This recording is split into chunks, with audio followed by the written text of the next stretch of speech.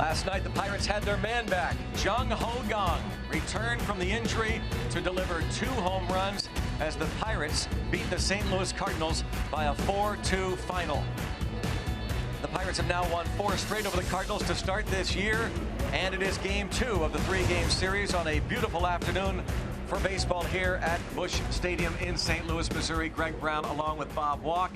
And Bob, it really is nice to have Jung Ho Kang back. You could feel it when he entered the clubhouse yesterday before the game, and you could certainly see it when he hit the first of 2 home runs. It really has been a kind of a boost to the team in a lot of different ways. And you know, one of the things that I think it really does too, Greg, is it puts another bat in that lineup that's not necessarily a get-on-base bat like a lot of the other guys are, but somebody that the pitcher really has to think about. This guy's got pop, he's got power, he can score runs with one swing. I'm concerned with that, and it's nice to have a couple of guys sprinkled in that lineup somewhere that the pitcher has to feel like that. Well, you think about it, the guy that was in the middle of their order much of last year, Jung Ho Kang, drove in a lot of runs, and their RBI leader is an important cog to this offense. We're talking, of course, about Josh Harrison. He leads the team with 16 RBIs, including this bullet up the middle last night. Well, it is pretty amazing what he has done, but the way this lineup has been getting on base from top to bottom has put him into some situations that all he's got to do is hit decent, and he's going to get some RBIs. I mean, look at that, 45 plate appearances with runners in scoring position this year. It's just to get your hits, and you're going to knock in the runs. Merrill Automotive leaders, 10 RBIs with 2 outs. He has been clutch, helping the Pirates, of course, last night defeat the St. Louis Cardinals. They look to make it 2 in a row. They ended their 4-game losing streak, and a guy who has been much better lately, Jeff Locke, on the hill for the Pirates. We're going to talk about locking down the Cardinals and more coming up next.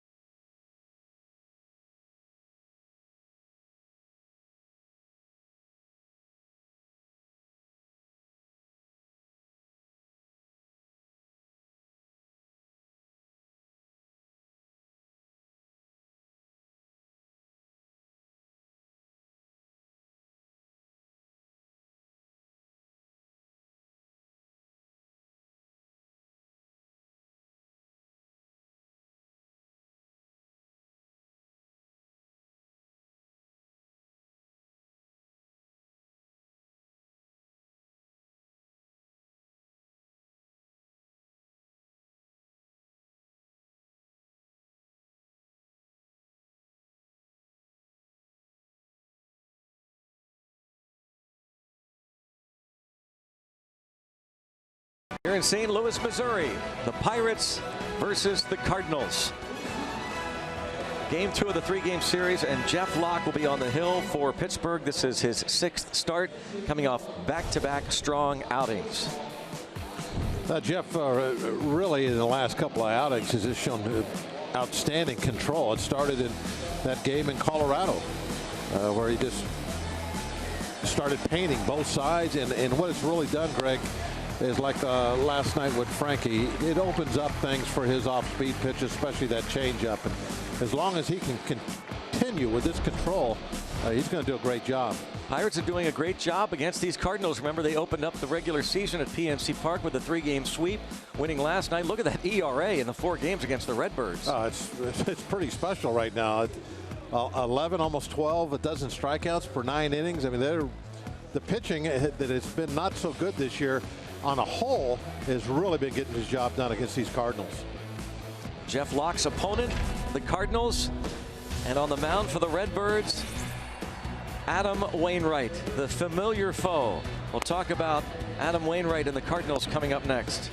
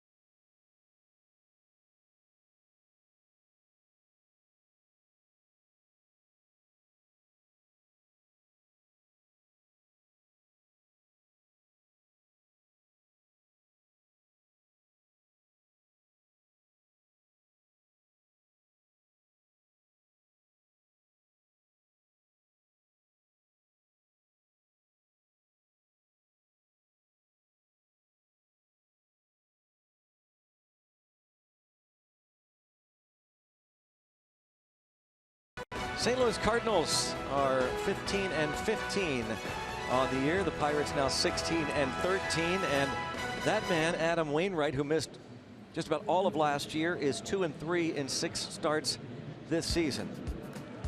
Well, you know, he's a guy that's always been somebody that the Cardinals have looked to really lead the way for him. And this year he's off to a very slow start. I think it's got to be a little bit of a shock to him, and they're wondering exactly what is wrong. The curveball is the main problem. That's not working for him right now.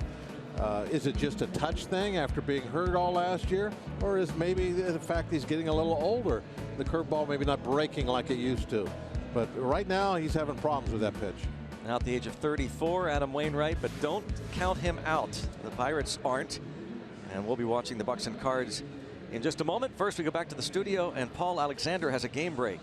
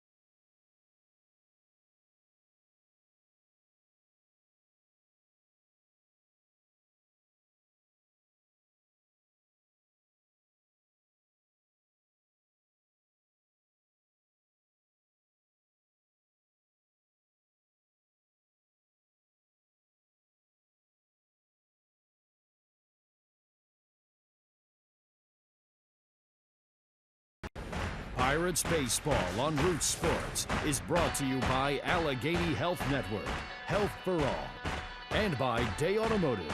We're gonna make your day. Let's go Bucks! Jung Ho Gong is back, and he goes through his pregame ritual there with Josh Harrison. Warm, breezy afternoon here in St. Louis. Boy, look at those flags. There's something to watch for here this afternoon.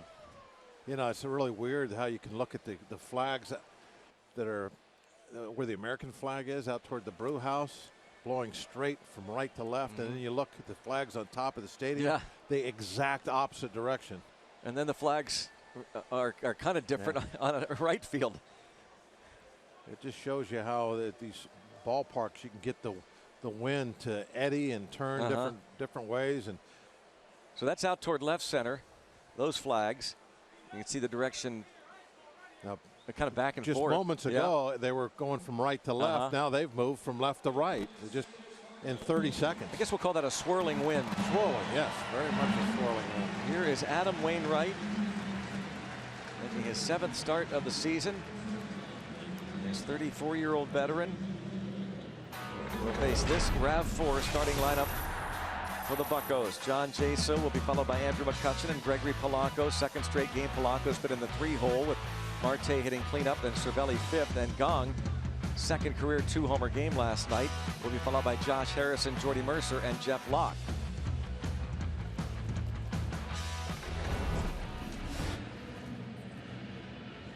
Take a look at Wainwright's numbers. They're very un-Wainwright-like. 2 and 3 with a 668 going into the at Mother's Day. I mean, he's never had a start to his season like that. Opponent batting average well over 300. Here's the defense behind Adam Wainwright, brought to you by Honda.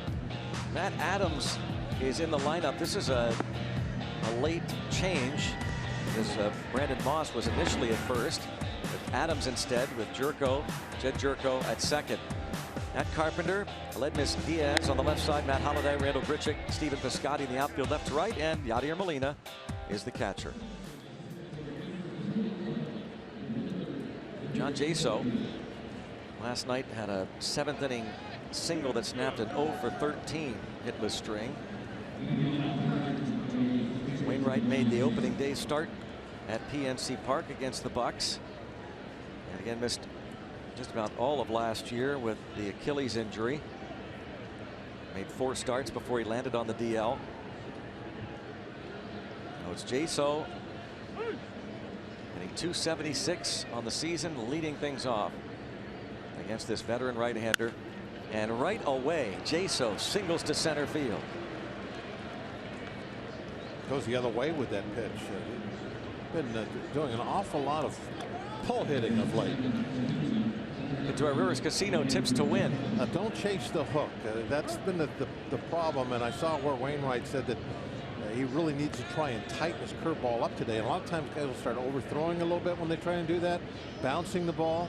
So if he does that today, we'll watch. Don't chase it and follow Frankie's lead. I mean, that's all about Locke.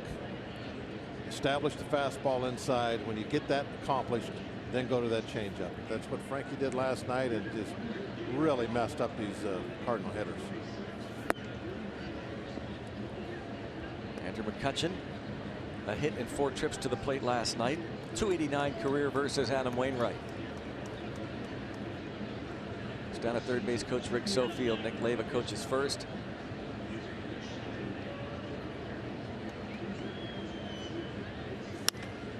And the ball hit well to left. Holliday back, and this is going to be off the wall. Jaso into third and into second with a double. Andrew McCutchen off the wall and left. The Pirates setting up shop 3 pitches into the ball game. Looking down and in fastball. Kutch just drops ahead of the bat right to it, way out in front. Now that's a ball that if he gets a little backspin on, is going to stay up and get out of here. But because the ball was down low like that, I'm sure that ball actually had maybe a little top spin. So as it got out near the wall, it started to drop real quick. McCutchen collects his 7th double of the season. And the infield, with the exception of Matt Carpenter, will play back, concede an early run. Gregory Polanco 1 for 3 last night. He has 15 RBIs on the season. That is second behind Josh Harrison on the club. And he takes ball 1.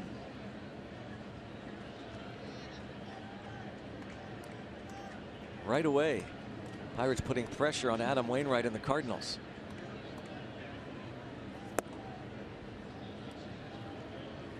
Two and 0.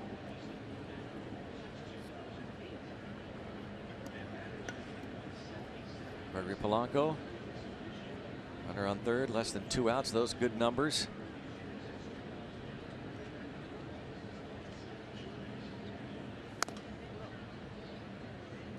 Now 2 and 1. Polanco moving up into this 3 spot. Not such a great start. There's the curveball, just kind of laying in there. I'd like to see Polanco get another one about that same spot and have another shot at it.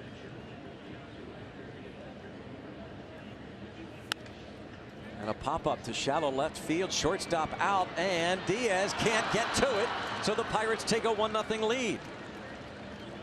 Bucks had a handful of those last night. In addition to the big home runs from Gong, Polanco will take it, and a 1-0 Pirate advantage.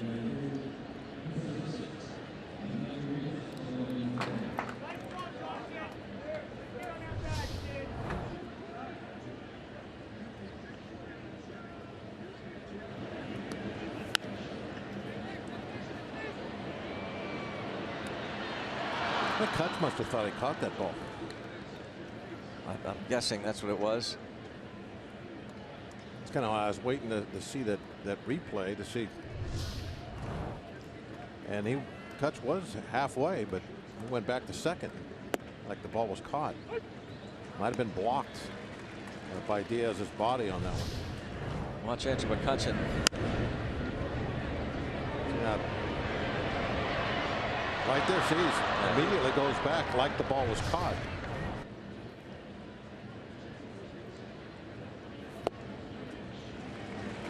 Chasing a breaking pitch there, 0-2 on Marte. Career 192 average versus Wainwright. Marte had a couple of hits in last night's victory.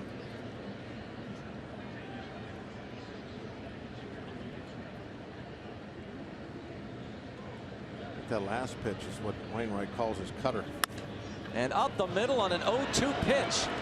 McCutchen is going to be held at third as Grichuk's throw comes in, and the bases are loaded.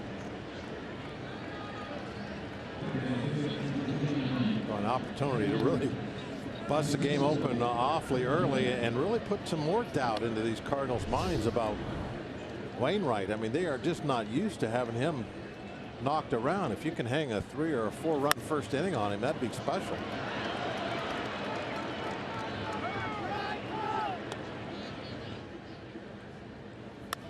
With nobody out and possible big inning coming up, the Pirates taking it 90 feet at a time.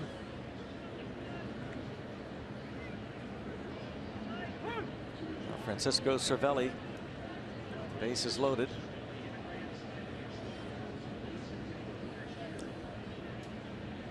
Cervelli hit a grand slam last year against these Cardinals. He's looking for his first home run of this season as he takes ball 1 from Adam Wainwright. McCutchen doubled off the wall and left. Polanco, that little pop up off the glove of the shortstop Diaz, and Marte, the base hit to center. 2 career grannies for the Pirates backstop. And Wainwright gets a call there. It's certainly not where he wants to throw these curveballs. Just catches the edge there. That's a big time mistake pitch. Dana DeMuth is the crew chief, calling the balls and strikes with Greg Gibson at first, Ed Hickox at second, Mike Estabrook at third. 2-1 now.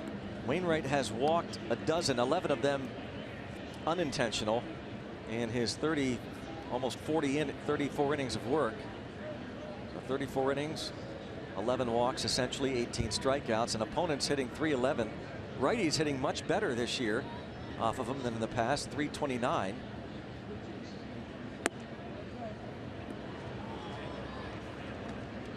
Three and one. Yeah, you can right here in the first inning, Greg, see the problems that he's having with that curveball. He has admitted as much. He needs to sharpen that breaking ball. It's not breaking much. It's staying up high.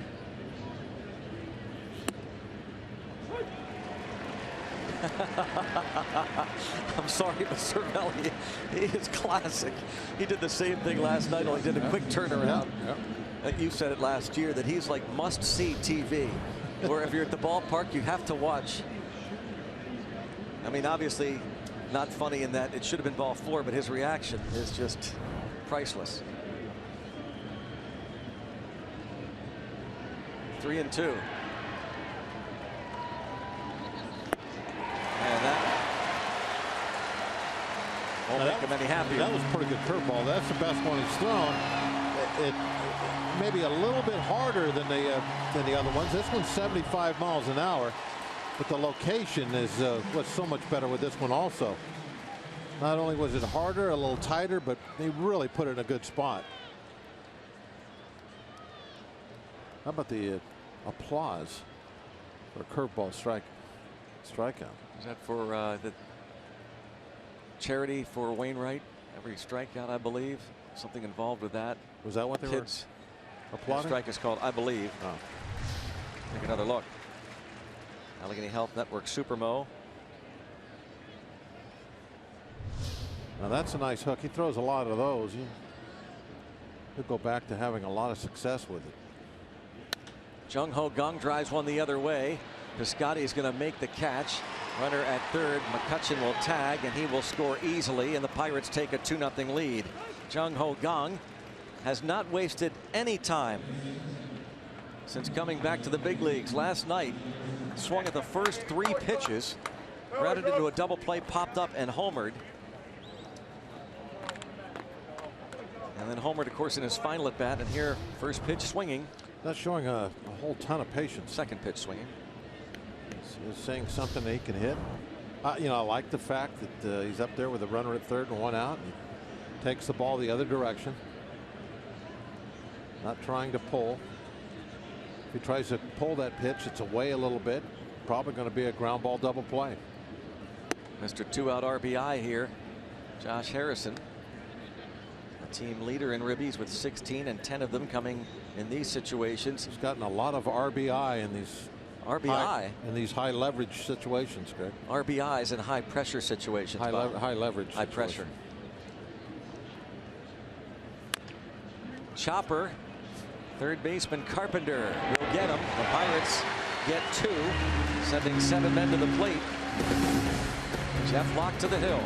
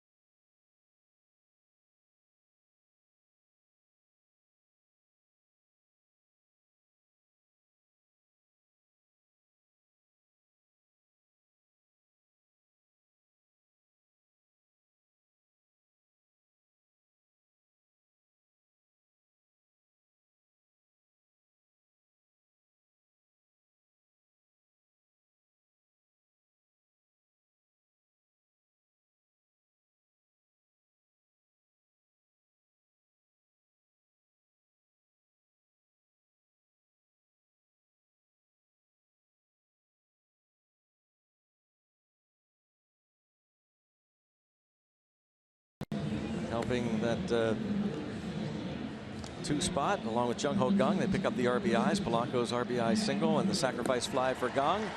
Early lead. Here is the lineup for Mike Matheny's St. Louis Cardinals. It is Matt Carpenter, Stephen Piscotty, and Matt Holliday, who's 5 out of 14 in his career against the Pirates starter. Randall Grichuk hits cleanup. Yadier Molina follows. Then Matt Adams, Jed Jerko, Aledmys Diaz, and Adam Wainwright. Carpenter was 1 for 5 in last night's ball game. Take a look at Log's numbers, brought to you by Hyundai. He has been doing much better of late. Struggled for a while, really with that control more than anything else, but not the last 2 outings.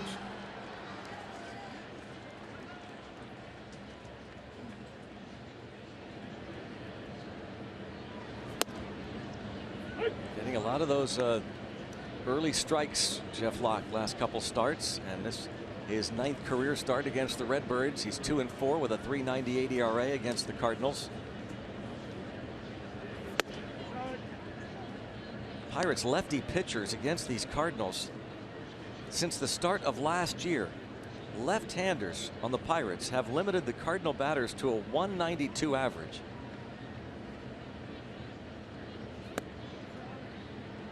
And after getting an early strike, it's now 2-1 on Carpenter.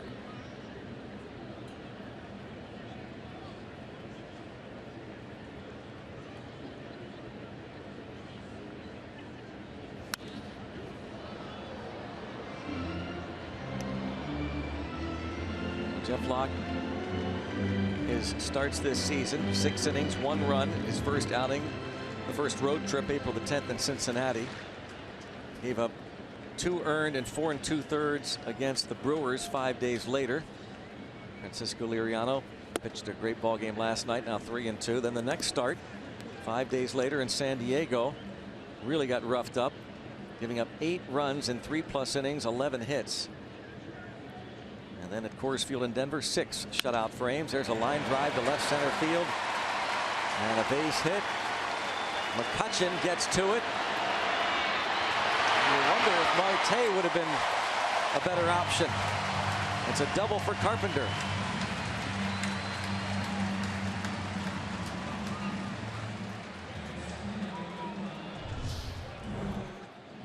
Carpenter just goes the other way with this, shoots it out there, and it's to Kutch's throwing side. Marte was a left-handed thrower. I guess my thought was you could see Marte slow down there, Bob. If Marte sprints after that ball and gets to it right away.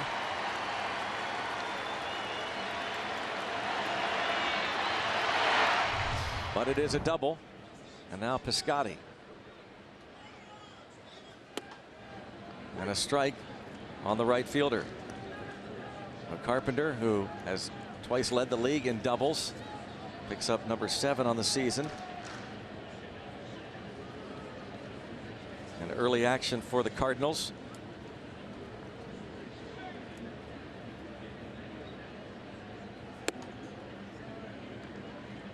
And 1-1 on Piscotty. That's that fastball that Locke really needs to be called strikes early in the game. He's been getting that pitch a lot. That one, you know, borderline, kind of the up and in part of the strike zone there. You can see it. It's a little further inside than I thought it was. But that's a pitch he needs to get called a strike early in the game to set everything else up. We saw Liriano with that scenario last night, very good at it. DeMuth behind the plate today. Last night Mike Estabrook was behind the dish, and I think there was either 7 or 8 called third strikes in that game last night. That's a good pitcher's umpire there. There's Estabrook. Nice job last night.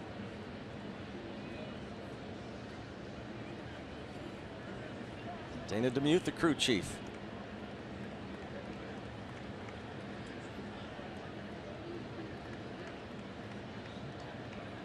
Two and 2 on Piscotty. think that would make me nervous to like be twirling the ball like that in my hand. Why is that? I don't know. It's just kind of like it's like a nervous thing, isn't it? Twirling that ball around. Maybe it'd help your nerves, wouldn't it? Cervelli's going to buy the home plate umpire some time as that rattled his cage there. Imagine umpires get concussions also. Yeah.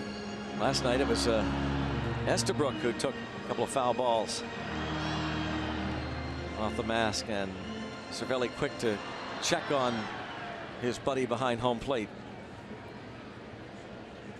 Who was that the other day? He grabbed a hold of, and then later on the umpire grabbed him back. Yeah, remember? that was great. Topped foul to the left by Piscotty. It remains 2-2. Las Diaz. That's right. Pirate fan got that ball. Nice toss.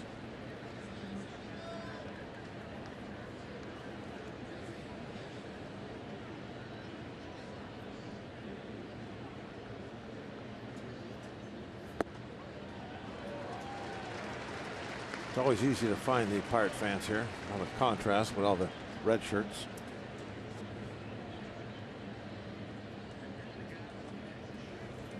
And the seats, of course, are red, so in case they don't have a good crowd, it still looks like they do. Yeah. 3 balls, 2 strikes. Most of the time, though, here in St. Louis, they'll have a pretty good crowd. And that is the case today. Maybe not a sellout. Their St. Louis Blues are playing the Dallas Stars currently. So some folks might have decided to stay home and watch Stanley Cup playoffs. 3-2 count. And it is ball 4. 9-pitch at bat for Piscotty.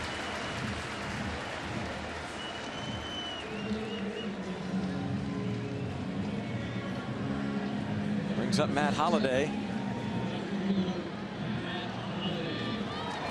Holliday 1 for 4 last night. Struck out a couple of times. Showed you those career numbers really good against Locke lifetime.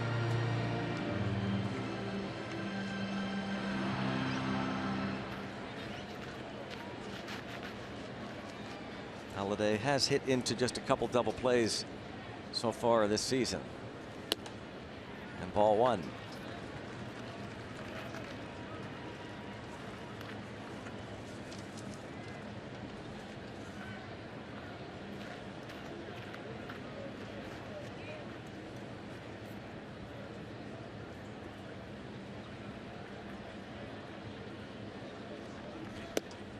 Two and 0. Holliday 2 for 14 against Pirates pitching in the first 4 games of the long season series. That's a 143 mark. Pirates have started 4-0 against the Cardinals in a season series for the first time since 1976, when that team won its first 5 games against the Cardinals in the season series. 2-1.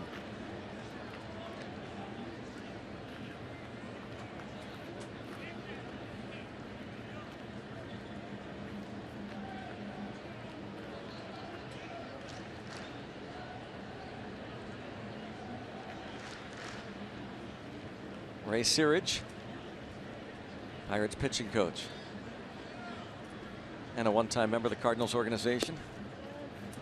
And it's 3-1 now. Well, so far, I mean, it's just the 3rd hitter of the game, but it doesn't look like Locke has been able to pick off those corners with the fastball and get them called strikes.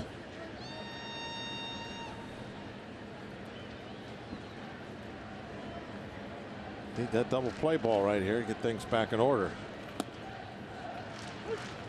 He put that one in a perfect spot. Look at that location. That's the one you need for the double play. The down and away fastball and a 3-1 count. A lot of times a right-hand hitter will be overly aggressive and pull that one on the ground. But Holliday took it.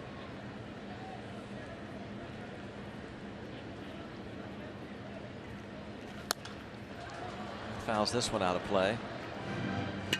Another nice pitch. Just 5 hits in his last 24 at bats. Cardinals in the midst of a homestand that included 4 games against the Phillies. They took 3 of 4 in that series after being swept to begin the homestand by the Washington Nationals in a 3-game series. Another 3-2 pitch. And now they're loaded. Back-to-back walks. Randal Grichuk will be coming to the plate.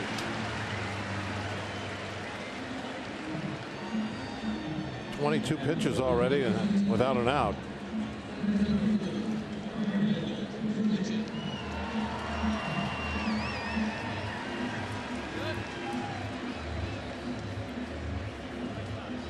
Need a comebacker. One hopper. Home for 1, first for double play. Fastball in on the hands. It's my call, Greg. I like it. I saw Cervelli out for that little visit there. It was a little days of deja vu on my part. Popped up. So, and they're going to run out of room.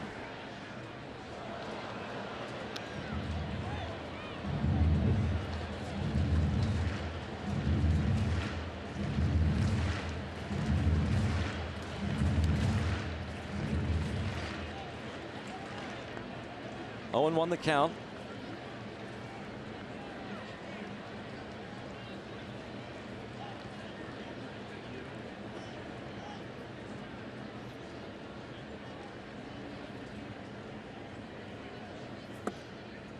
There you go. 2 strikes on Grichuk. Well, this is exactly what you need to have happen.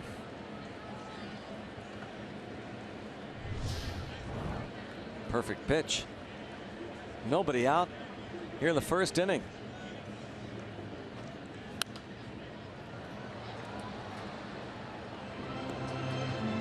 Stays 0-2 on Grichuk, who was further down in the lineup originally. He was hitting 6th. That last fastball just 91 from Locke.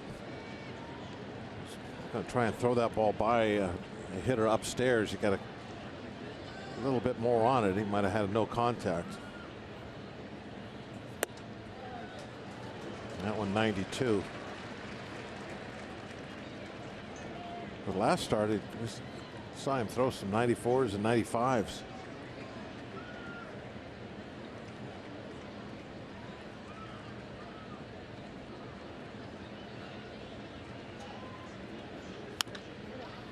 Still 1-2.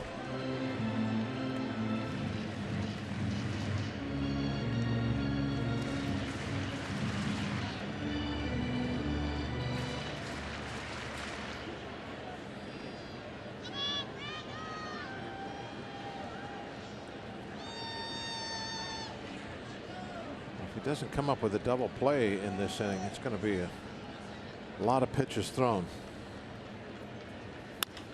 Bouncing ball and through. Tie game. Randal Grichuk brings home Carpenter and Piscotty.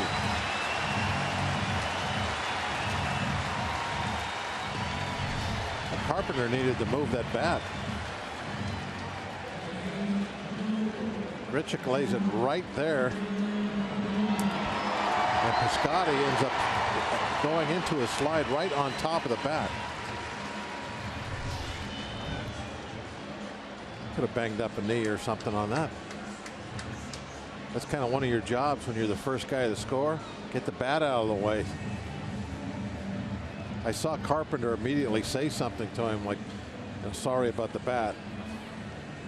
Probably was what he was saying. Something along those lines.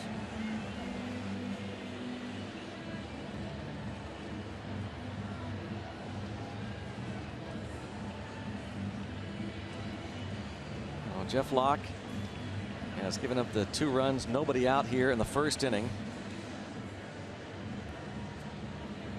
Bring up Yadier Molina.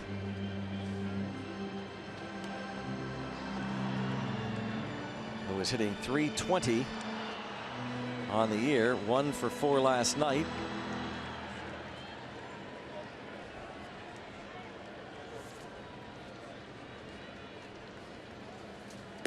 That shows bunt.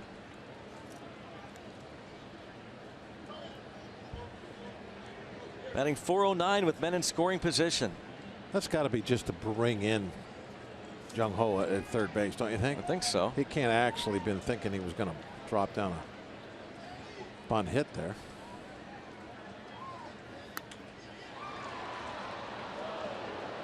One and one on Molina.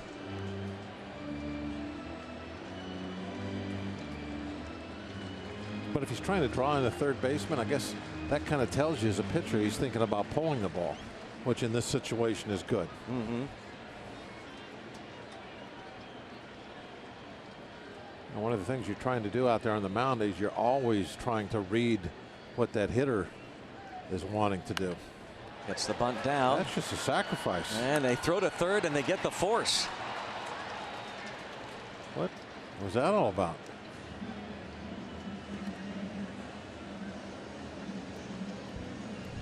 I mean, he squares around early just to sacrifice bunt.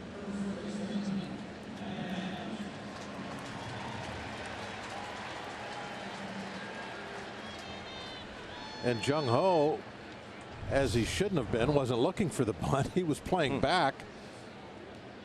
So that's why he was there to make the catch at third.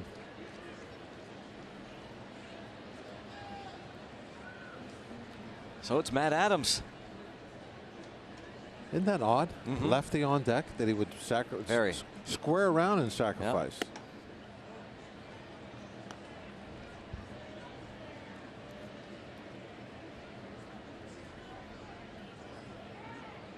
I mean, he's hitting, as we just cited, .400 with men in scoring position. Weird. Last night in the 8th inning with the tying run at first, they didn't sacrifice. Bouncing ball chance for 2. Look at this. Wow. Beautiful. 2-2 ball game after 1.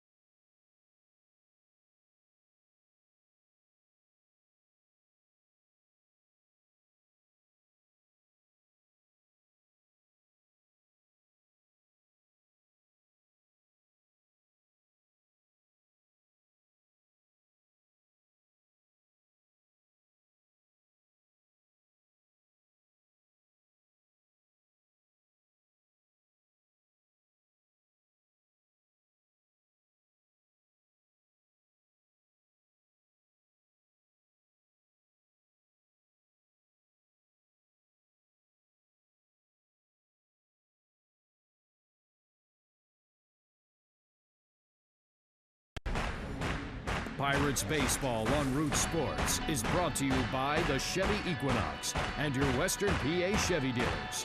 And by Barrel. With express service, you're in and out in no time. Visit barrelservice.com to find a location near you. Let's go Bucks! So a 2-2 ball game on to the 2nd inning here in St. Louis. 84 degrees at game time. Well, Greg, an early candidate for a turning point of this game would be the Molina attempted sacrifice bunt. As that really changed that whole inning around for Locke, who was kind of on the ropes there with his pitch count, nobody out. And then it gets the botched sacrifice bunt right back to the mound. Just trying to go through all the scenarios and that as to why. And then they get the double play. Just does not make a lot of sense. A number of reasons. Well, new ball game, 2-2. Yeah, both starters, Wainwright and Locke, kind of weather the storm. Jordy Mercer leads things off, hitless in 4 at bats last night. Wainwright gave up 4 straight hits to start this game. A single to Jaso, the double off the wall by McCutchen, the RBI single by Polanco, and the base hit by Marte. It's just the second time in his career he's allowed hits to the first 4 batters of a ball game. The only other time was September 8, 2013 at Coors Field in Denver against the Rockies.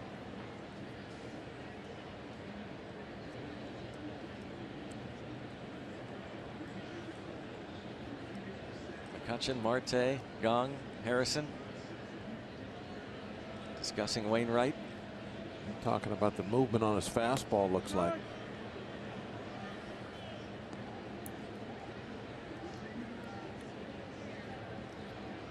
Tomorrow it'll be Michael Wacha.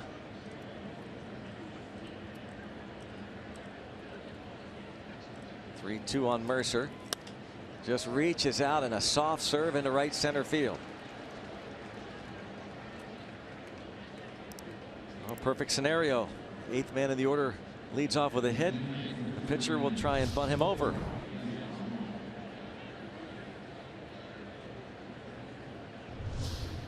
Little slider, just punched the other way.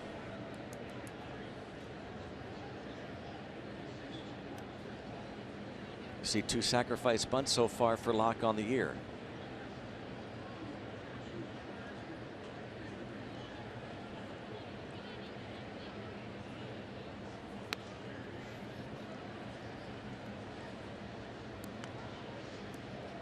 Like Locke kind of punched it that little bit, didn't it? And it would look like he was trying to bunt it to Carpenter. Don't bunt it to Carpenter. Good thing that ball was foul. Bunt it to Adams. That's a double play. Yeah, bunt it to Adams, not Carpenter.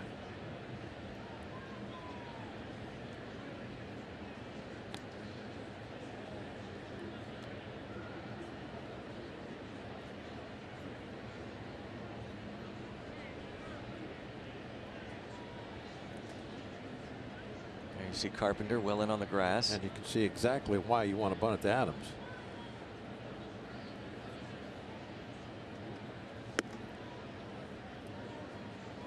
It's possible to bunt the ball toward third and be successful, but now you really have to worry about the speed, that you got to really kill it so it barely rolls out onto the grass. Whereas if you go to first base side, it gives you a little more leeway for a hard bunt. Get away with it.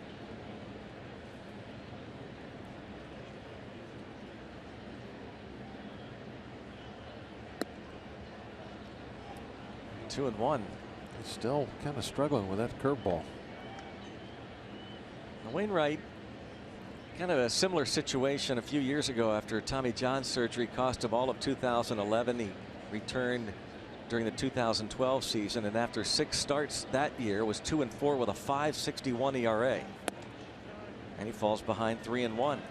And after his next start, his 7th start of the 2012 season, his ERA ballooned to over 6, but he would finish that season with an earned run average under 4, second half of 2012, an ERA of 3.28.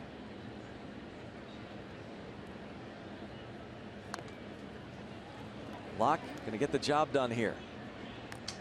Was able to kill it, just barely roll it out into the grass.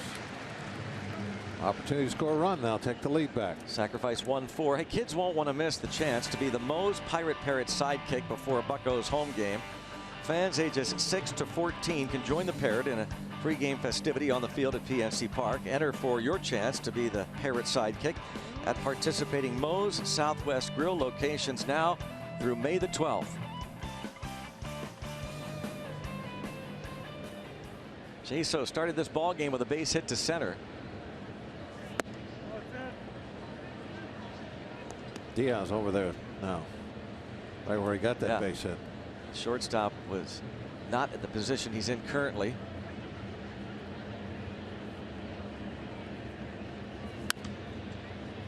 always wonder about that. Like, you see some teams will do that. They'll adjust. Change, yeah. But I don't even know what.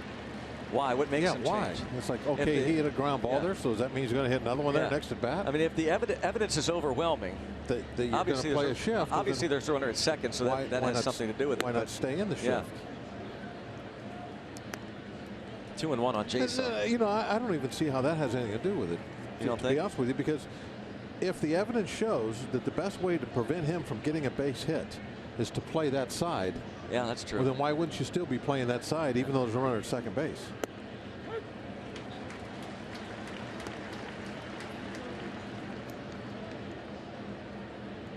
Now 2-2. Sound like lawyers. Let the evidence show.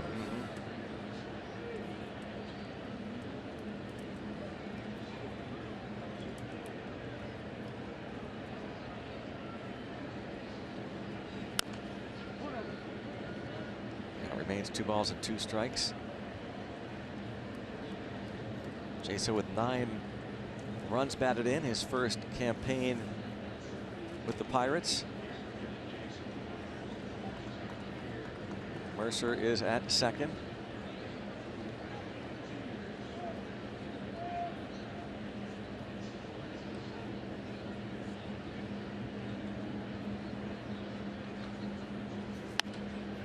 Fights this one off and into shallow center field.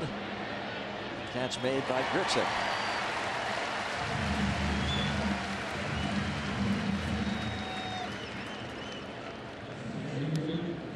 Jaso is the second out of this second inning.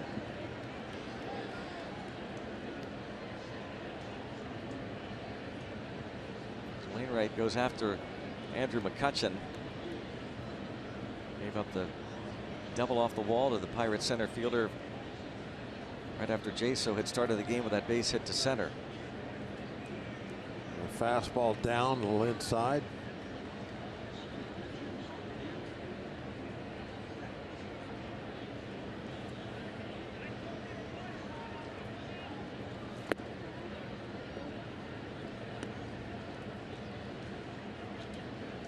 See, 2 different curveballs from Wainwright today, Greg. He's got one he's throwing 74, 75. That's the one he kind of gets down. It looks like he's more of a 2-strike type curveball.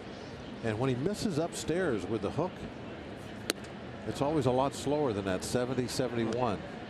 Like he's taking something off and he's just trying to kind of feather it in, but it just won't come down for him. It's like he's just trying to get one in there for a strike.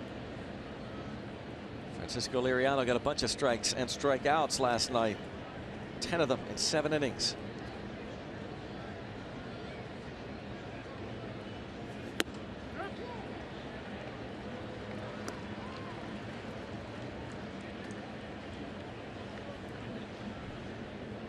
Two and 1.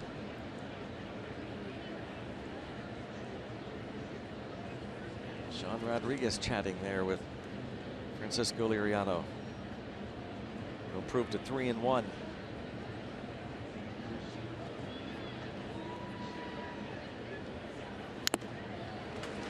There's that 75-mile-an-hour curveball. That's the good one that he's throwing. That's the one that's got a little tighter spin to it, breaks harder. Kind of hung it though. I'm sure that when he let go of it, he wasn't thinking that's where he wanted to put it. He has been a great competitor over the years. Adam Wainwright.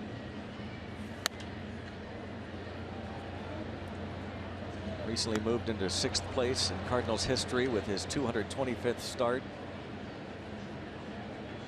And that's missing a couple of years. Yeah.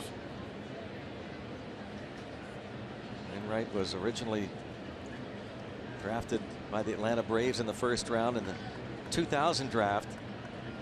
And 3 years later dealt to the Cardinals for J.D. Drew. He also got Jason Marquis in that trade, and he strikes out McCutchen looking.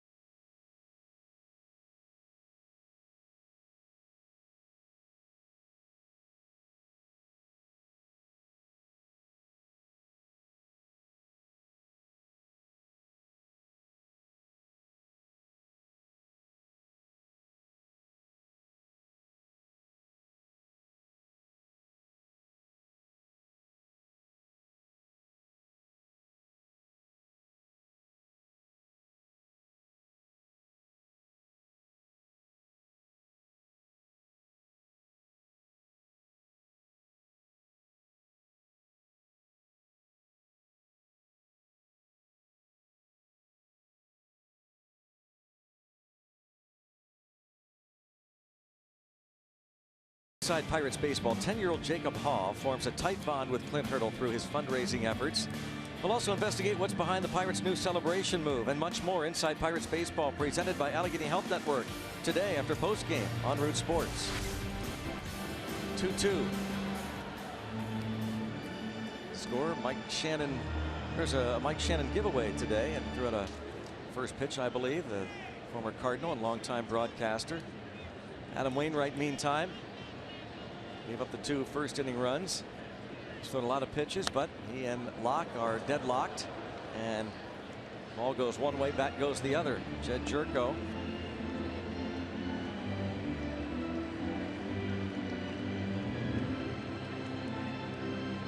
Locke was able to really kind of dodge a bullet in that first inning and minimize the damage. Now let's see if he can get on a little bit of a roll with that control.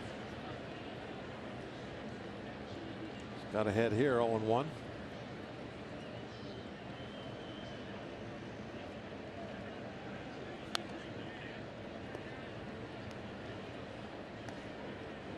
Couple of strikes on Jerko in his first year with the Cardinals. Another fastball, 91, just not quite throwing as hard as we've seen him.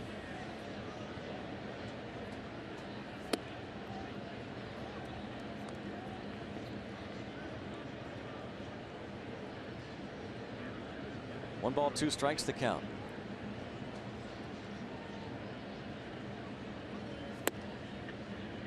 Two balls, 2 strikes on Jed Jerko.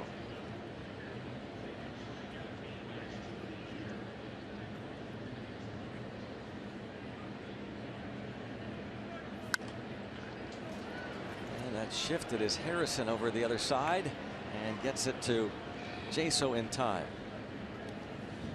Shift works perfectly at time. That's the spot that if you're just playing traditional pole, there's not going to be anybody there. Mercer, of course, is going to be playing over to pull in the hole, and then you have the second baseman just playing, shading up the middle. He's not going to catch that ball. That's not going to be an out, and that's the base hit that the shift takes away. And then you got a man right there. Aledmys Diaz has been their best hitter, second in the National League. Lines sharply to Gong.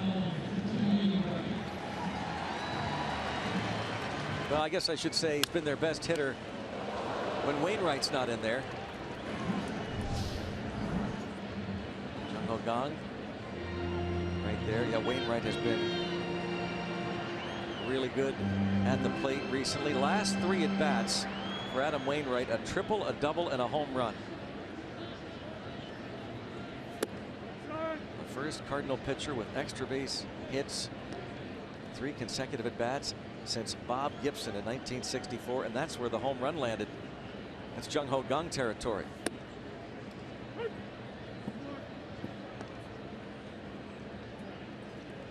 Bob Gibson hit over 20 home runs, I believe, in his career. 24 homers in 17 years for Gibson and 144 career RBIs for the Hall of Famer Bob Gibson. Here's Wainwright's home run Monday against the Phillies. It's Jeremy Hellickson. But the way Wainwright took off running out of the box. 7th career home run for him. I mean, he had to know that was deep enough. And this one pretty deep, and it's going to get down. The extra base over the wall for a double.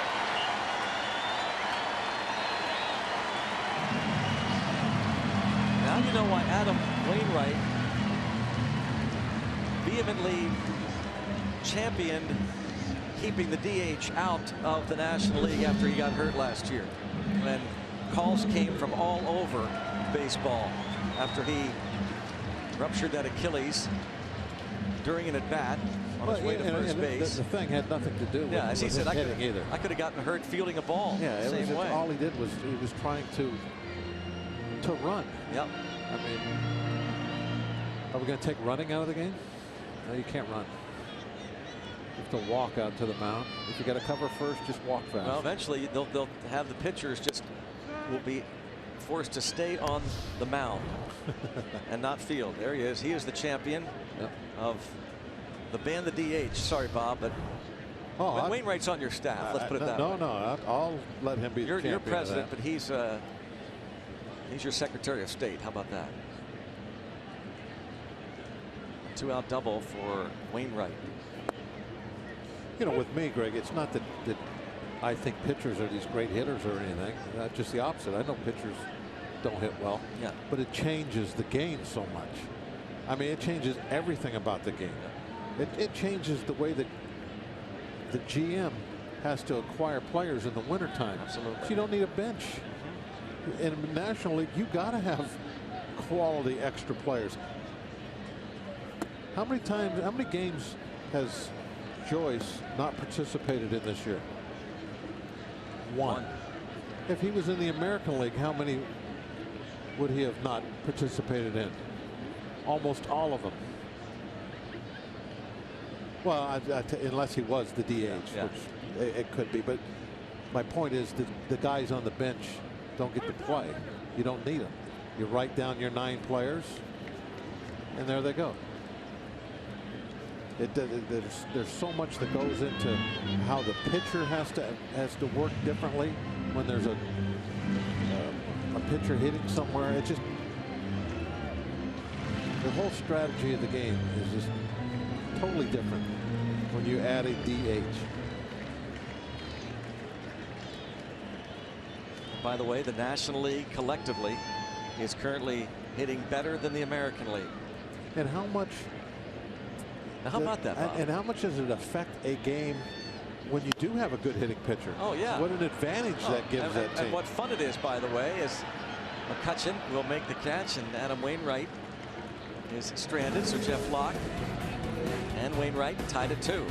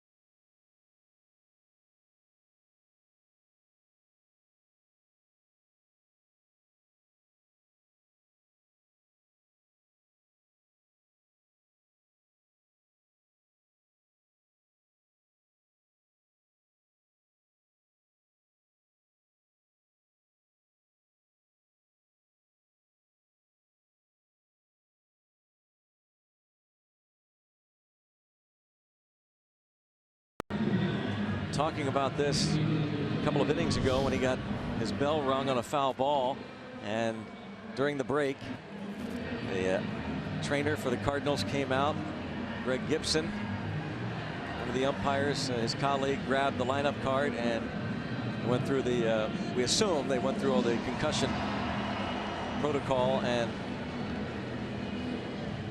kind of gingerly will walk off, and we'll work now with a 3-man umpiring crew.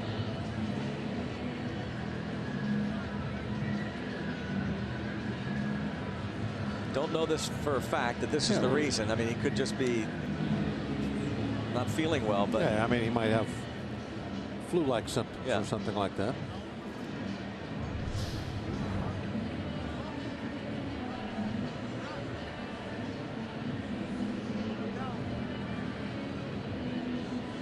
Maybe Greg Gibson is calling and talking with the MLB replay officials.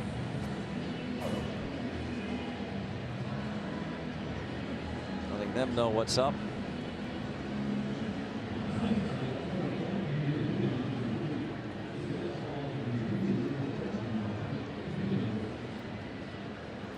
Why do you think they would be doing that? I don't know. That's why I'm suspicious about it. Well, is it because they're going to be a different plate umpire, and so they have to change something in the computer so that the ball strike calls go on his record instead of Dana Demuth's record? I don't know. Well, it's all logged. I mean, just like the catchers are logged. Yeah. But that logging has been going on before replay. So what did they do back then, 3 years ago? Why are they getting on the replay phone headset? To tell them there's going to be a new umpire behind home plate. Maybe they always did that. Maybe the phone call was made from a different spot instead of right out on the field. Maybe. But I mean, all the pitches that are called balls and strikes by a particular umpire get logged. Right. I mean, just like the catcher, that's how they have to come up with these percentages for the catcher, of like framing percentages, who's good, who's bad at it. So a lot of that is you got to have the right names in the software in the computer so they could keep track of that stuff. I believe Greg Gibson becomes the crew chief now, and Ed Hickox is getting on the gear. Back in the umpire room, he will come out and he will then call the balls and strikes as Dana Demuth leaves. Oh, we have a moment. Our day automotive this day in Pirates history. This date, 1977, Pirates beat the Big Red Machine in a slugfest 12-10 final. Two teams combined for 14 extra base hits. Willie Stargell had 3 hits, 2 of them homers, drove in 4. Al Oliver added a 2-run shot. Dave Parker 1 for 4 and extended his hitting streak to 18 games. May 7th, 1977. This day in Pirates history is also this day, Bob. I was pleased to see that in 1991 you pitched at Three River Stadium and beat the San Diego Padres 4-1. You listening? Yeah, I'm listening. You're reading something. I'm listening. Yeah, 4-1. Yeah, you pitched 6 innings, 1 run, 5 hits. You beat Bruce Hurst, the Padres. Bonds homered in support of your victory, and Ted Power got the save. But the interesting, but the interesting part of it, others accuse you of being kind of slow. Yeah. On the mound. Yeah. That game went 2 hours and 18 minutes. Oh yeah. Of course. There was nothing. You can accuse me all you want. If it's a game where the hitters are cooperating and I'm not giving up tons of hits, then it's going to be a quick game. It's my slow games were because, I gave up 8 runs in 5 innings. That's why they were slow. So I didn't realize you were such a quick worker. Very quick.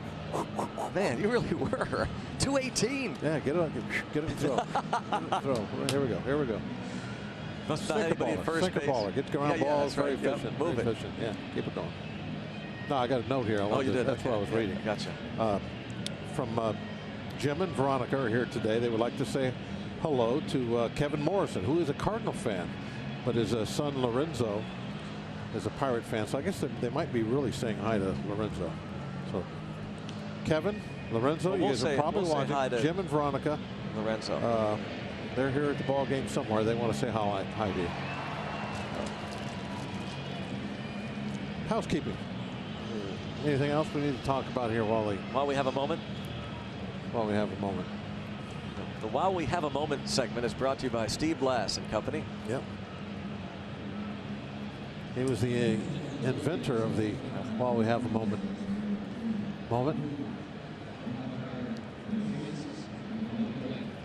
Now Wainwright getting a nice rest. Was able to do some work on his bat.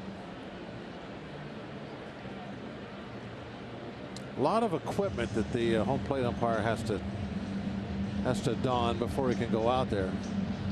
He wears all of his catcher's gear underneath his clothes, so it takes a while for him to get dressed. I wonder if he's in there like frantically trying to get it all done because I don't want people to be waiting for me. When you're in a hurry, you can't. Oh yeah. You can't, there's a knot snapping properly. There's a knot in your shoelace. You can't get out. You're like thinking, no, they're all waiting for me. Haste makes waste. The announcers are like having to try and fill right now. They don't really know what to say. They've already gone through all their housekeeping stuff. While we have a moment.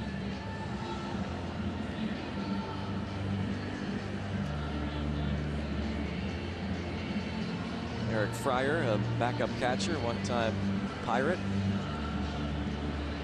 Was that year we had like 6 or 7 catchers? I think so. The Fort McHenry ended up taking over. We have a Point Park University tweet. It's great to be a Pirates fan in Korea when Hong Jung-ho is back. So fun to watch him play. Hashtag Let's Go Bucks. It is fun to have him back. Just a remarkable game last night for him. What's the time differential? About 12 hours or so? About that. So it might be like 2 o'clock in the morning? Probably so.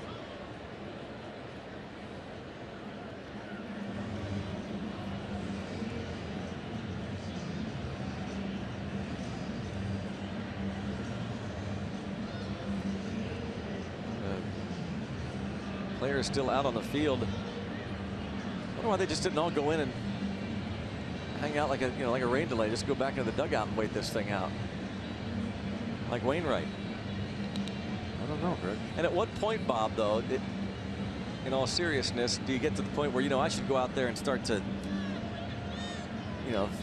throw a little bit? I mean, he's been in the dugout now for, it's like a long inning for your offense. Yeah, I mean, he's still going to be able to, have. In fact, they'll probably let him have as many as he says he needs.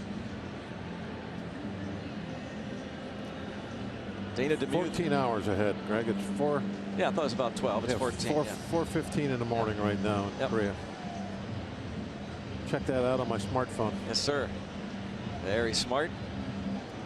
And they are smart to get Dana Demuth out of this ball game if he was feeling woozy at all. If it was because of that foul ball. So the second base umpire Ed Hickox now becomes the home plate umpire in this new configuration with a 3-man umpiring crew.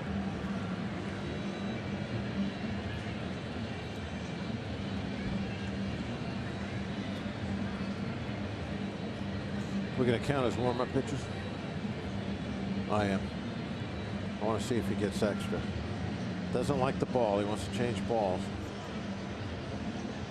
Just looking up. Well, the new plate umpire probably didn't have any. Yeah, he does have new baseballs already. All Wainwright wanted to do was ask a question. I think he asked, how many pitches do I got? And Hickox himself has sustained some significant injuries throughout his career, including a couple of big concussions. May 14, 2005, Hickox suffered an inner ear injury, including a concussion and several broken facial bones. He was wearing a mask that he would allege later was defective. Ended up filing a lawsuit against the manufacturer. And he ended up winning the lawsuit. So he knows all too well about doing a little what Dana Demuth went through. Doing a little practicing there, kind of getting down, seeing a few pitches.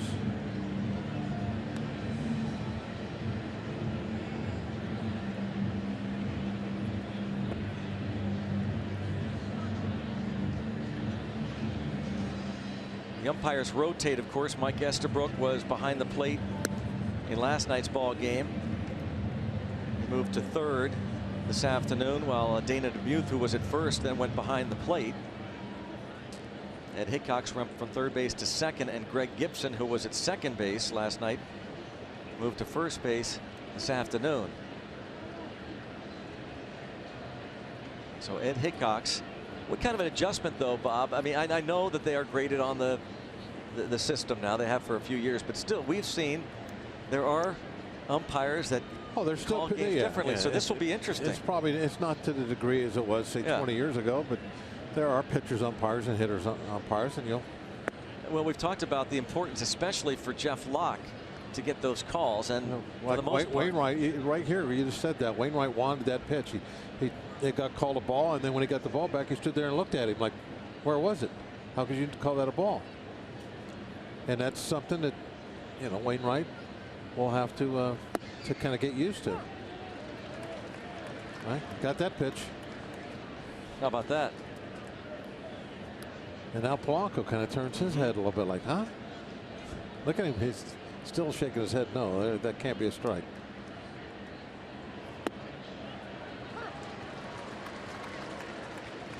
And again,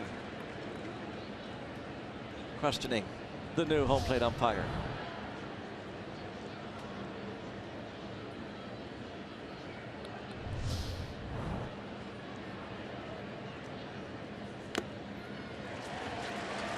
Wainwright gets the strikeout.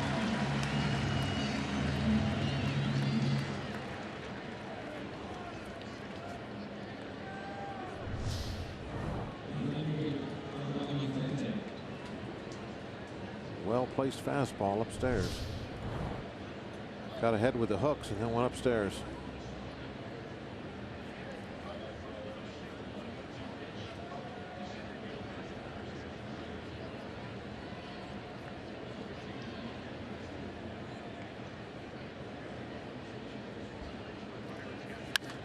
Marte grounds to the shortstop Diaz. Greg, you're asking about umpires getting hurt and how the strike zone can change. Reminds me of the, and I'm sure there's a lot of people at home who are thinking the same thing. What about '92, Game 7 in Atlanta? John McSherry, kind of a legendary pitchers type umpire, left the game, got woozy, didn't feel well, and there was some borderline pitches in that ninth inning, as everybody knows. No reason to get into it. They were called balls, not strikes. So did that have an effect on the game? Who knows? But you're right. It's something that the pitchers and the hitters can sometimes have to deal with right in the middle of a ball game. An 11-minute, 12-second delay to replace the umpire behind home plate. And right away, Wainwright gets 2 outs following the delay, but falls behind now 2-1 on Cervelli.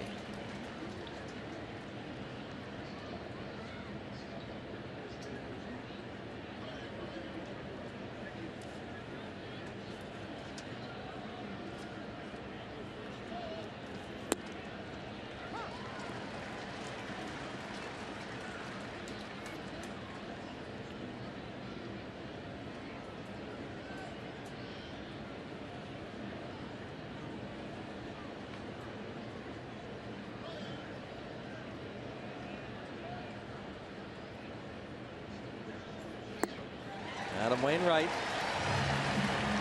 Is he getting right?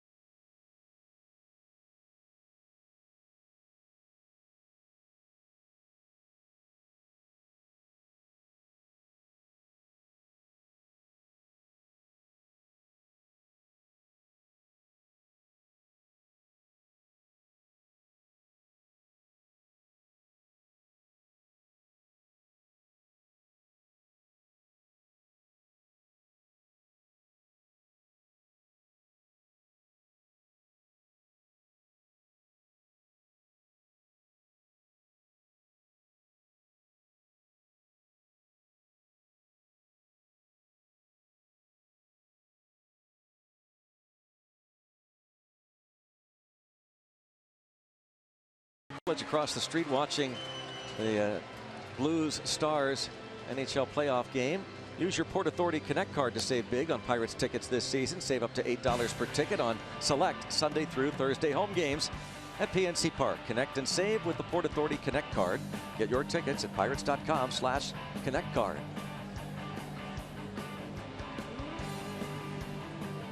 Well, Jeff Locke now will face Stephen Piscotty and see what effect the new umpire has on his afternoon. Oh, and I think of his little layoff he had in between pitches. Right. First pitch swinging. McCutchen. And gone. Piscotty homers to give the Cardinals a 3-2 lead. The first pitch after that long delay. Now he had the delay, what was 11.5-minute delay, and then also the length of the inning. Piscotty's fifth, the third allowed by Locke on the year. Watch it. See where it was. Right down the middle is where it was. It hits right on top of the wall. Barely got over the fence.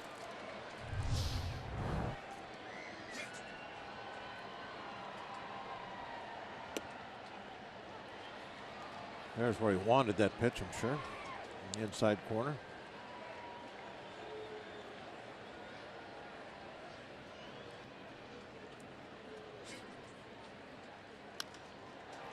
Matt Holliday to center field. And into right center goes McCutchen. So Locke gives up the leadoff home run to Stephen Piscotty. And again, the third allowed by Locke on the season. This is his sixth start. There had been a lot of talk at his last time out about that velocity. If you were watching our game on Root Sports, you saw that his fastball was at times, in fact, often you would say at like 95 miles per hour, which raised some eyebrows. We learned that pitch effects had to recalibrate. This ball right back to the pitcher, 1-3 on the putout. Brings up Yadier Molina.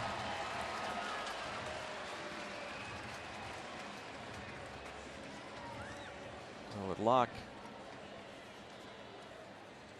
more a matter of location for the Pirates starter.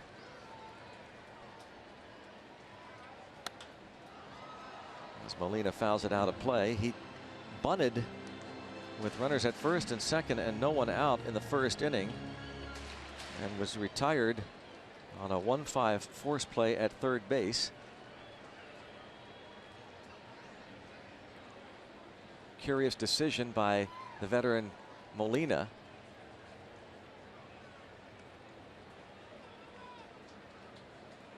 And there's a former Cardinal catcher working with Dan McLaughlin there on your left. The great Tim McCarver. Imagine he had something to say about played in 4 Molina. decades. That's right. 4 to 59 to 80.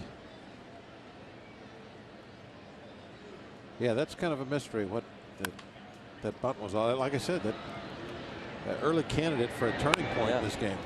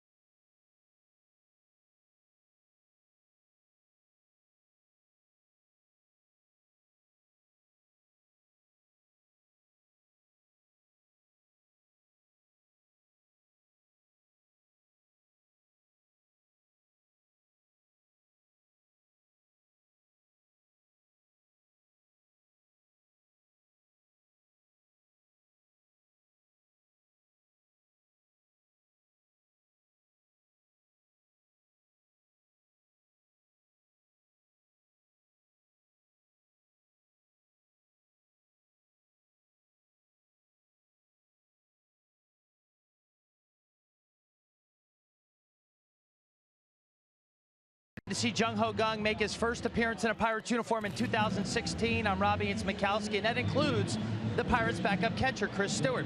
So before the ball game, they're both in the weight room, and Stu decides to talk a little bit of trash to him. Hey, Gung, how many home runs do you have this season? Hey, I have another home run. I have one more home run than you do. Well, obviously that lasted all of about 2 hours. So Jung Ho Kang comes over, slaps a bunch of high fives, walks over to Chris Stewart, Greg and Bob, and says, Junta, Junta. Stewart kind of looks at him, knows he's talking to him in Korea. Stewart walks over to interpreter H.K. Kim and said, Junta, why is he saying Junta? H.K. has a laugh and says, Stu, he's saying smart hitting. That's smart hitting in Korean. So a little bit of trash talk for Stewart lasted all of about a couple hours, but I think everybody is excited for it with Jung Ho Kang and the 2 bombs last night. That's got to be the new rallying cry now, doesn't it, Robbie? Junta. Smart hitting, I think they should use that. Jung Ho Kang, sacrifice fly in the first. Greg, you might be able to incorporate that into the game. Raise the Jolly Roger, Junta. Raise the Jolly Roger, smart hitting. I like it.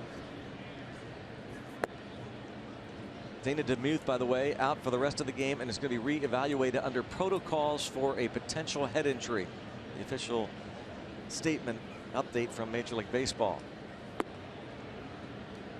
So now saw the umpires go over and have another conversation with New York on their headset in between innings.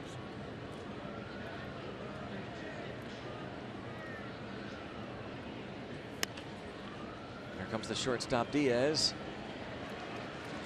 Retires Kang. They also went and talked to both managers. What could that be about? I don't know. That's why I was just curious. They were just. I mean, they wouldn't be giving the managers health updates, I don't think. Has to be something related to what's going on in the game.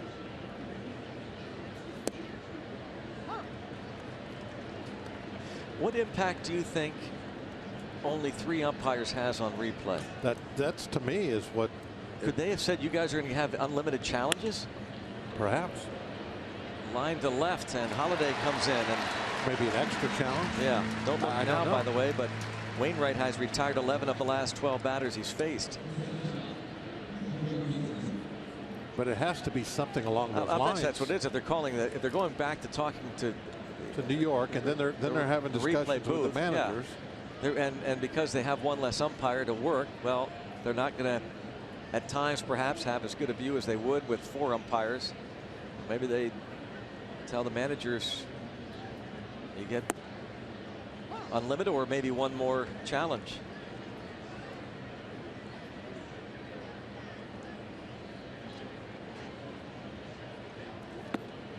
Oh, and 2 now on Mercer, a 3-2 Cardinal lead.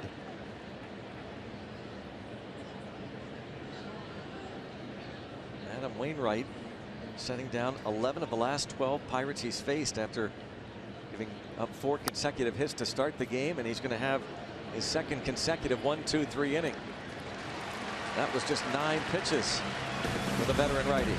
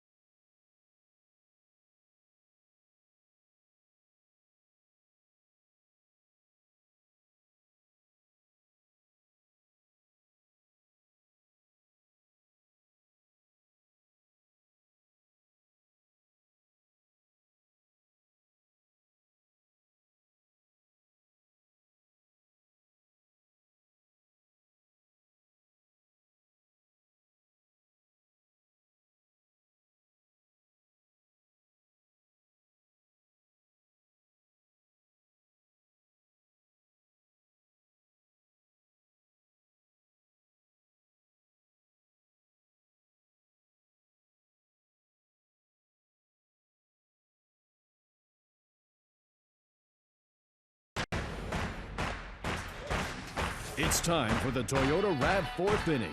The all-wheel drive RAV Hybrid has performance that will make you rethink hybrid.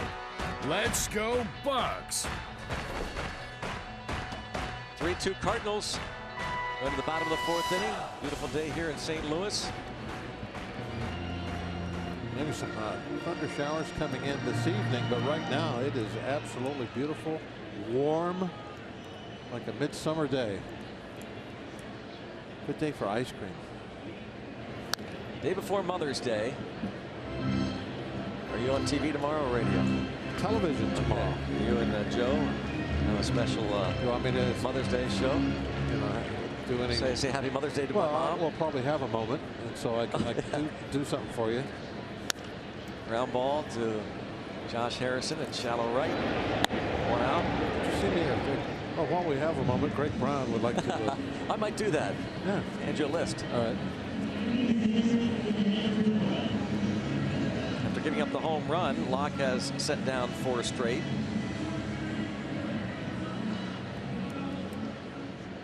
Brings up Jed Jerko. A little rough start for Locke in that first inning. Yeah, both teams had opportunities to land a real heavy punch in that first inning, but 2 runs.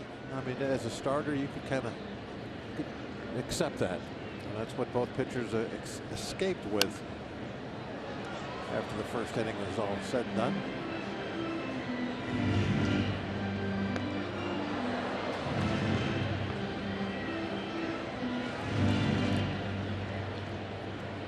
Jerko hit right into the shift his first time up. Josh Harrison playing on the shortstop side of second, and Jerko grounded right to him. There you see Jay Hay.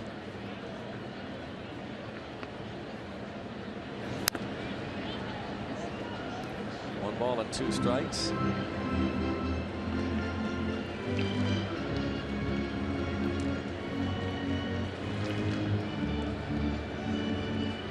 Jed Jerko, 27-year-old, who last year, after hitting .210 in his first 46 games with the Padres, was optioned to the minors.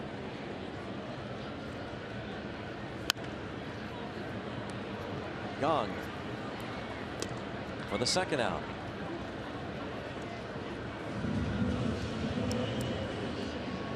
Jerko 0 for 2 as Jeff Locke seems to have picked up the pace and starting to throw more strikes.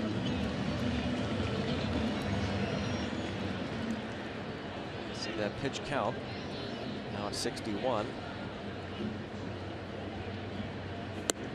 And that's really, I think, where Locke was able to escape that first inning. He had thrown 23, 24 pitches, I think, without getting an out in that first inning. Broken bat pop up. Be a quick 1-2-3 inning for Jeff Locke. Now he and Wainwright battling in a pitcher's duel.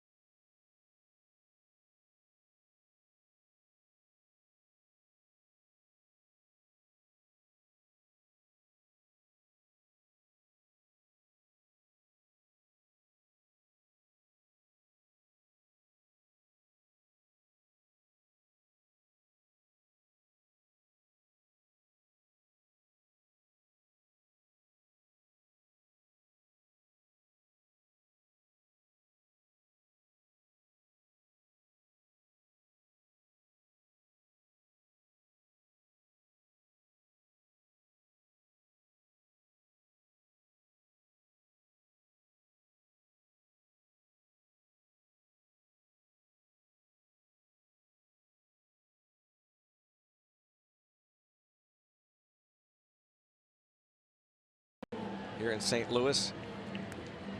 We invite you to get on board with a new Pirates 12-pack plan fueled by Sheets. Lock in the best seats at PNC Park with a made-to-order plan. And plans include postseason pre-sale opportunities and free food from Sheets. Get your 12-pack today at pirates.com/12-pack. Pirates will be on the road for a while. This is game 2 of a 9-game, 3-city trip. Finish up here tomorrow, then it's on to Cincinnati for 3 against the Reds starting on Monday night. Following Thursday's off day, a big 3-game series showdown against the Chicago Cubs at Wrigley, with revenge, I'm sure, on the minds of the Pirates when they get there. Right now, first order of business to find a way to get to Adam Wainwright as they did in the first inning. It's kind of an odd deal to think about it. Pirates for 3 years now have been battling the Redbirds, you know, for this division. It's been the Cardinals that's been in their way. But it's the Cub series that it seems to have developed an edge to it. Just like that, you know, yeah, overnight. Just, I mean, it's like that's where, you know, the tempers are flaring, and so I am very much looking forward to getting to Chicago and seeing how this series goes, or that series. I mean, the one in Chicago. See about all those flags and have the Yankees of the National League here. Yep. Yankees of the National League. That's what they are.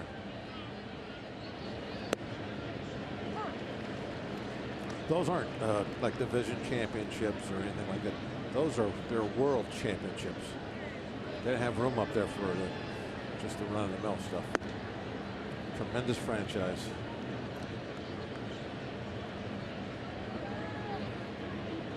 It's quite impressive.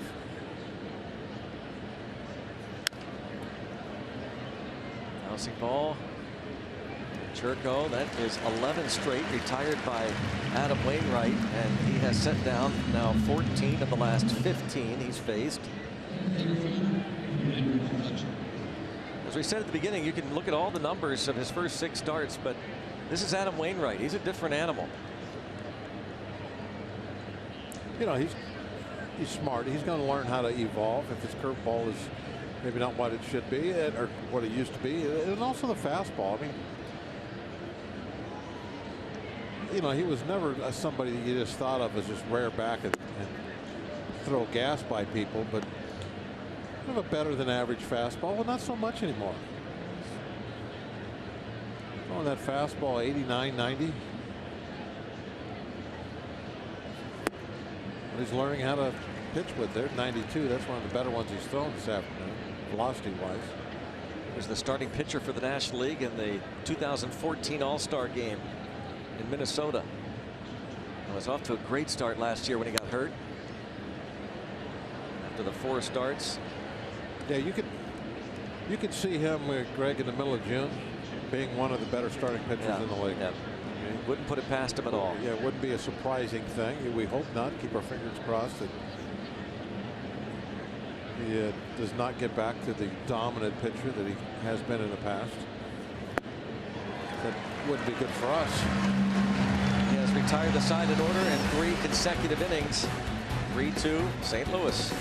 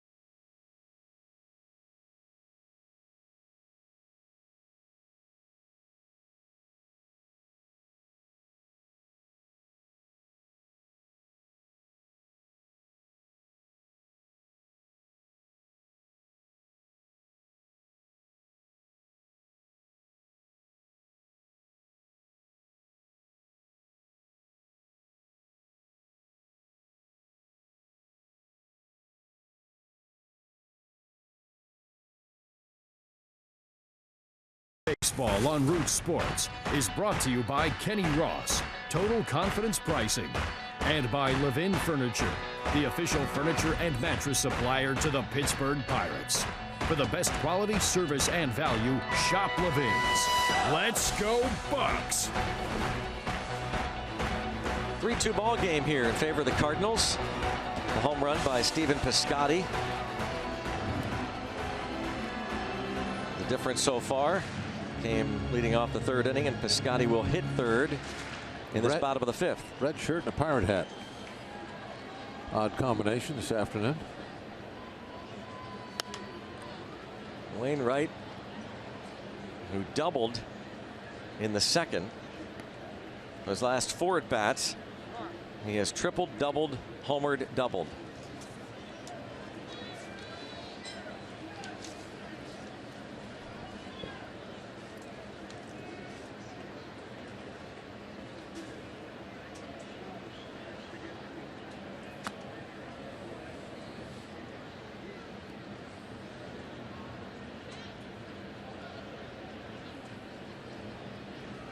His battery mate, Yadier Molina.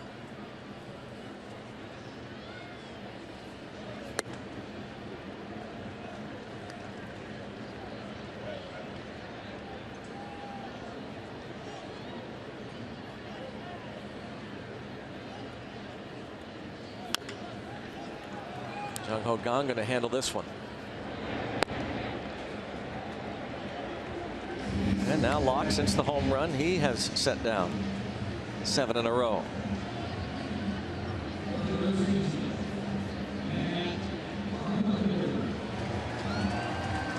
It's really kind of amazing how both these pitchers have just like shrugged off that first inning. Since then, it's been no problem. And it's not even just not giving up any runs, but some real efficient outs. Not having to go into a bunch of deep counts.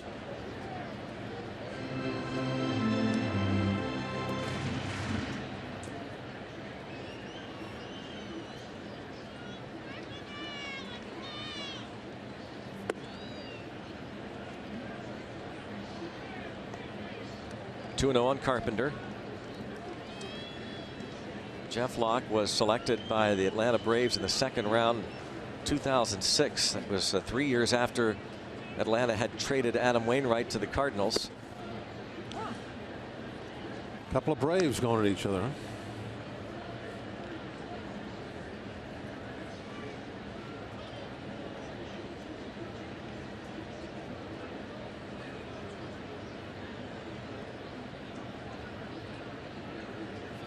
They did such a tremendous job, didn't they, for so long? You always take notice when any pitcher had been drafted by the Braves. You take notice. I don't know if what they did. Oh, struck him out looking. Oh, Carpenter.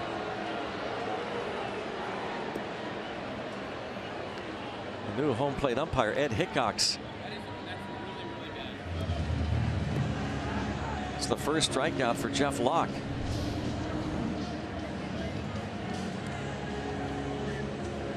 And you can see why Carpenter wasn't happy. Yeah, that was not a strike. That's exactly what he's saying. That's not a strike. That's not a strike.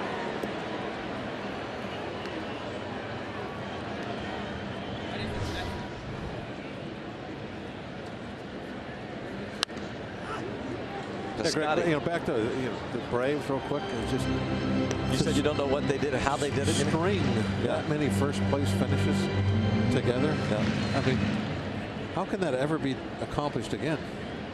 Don't see it happening again.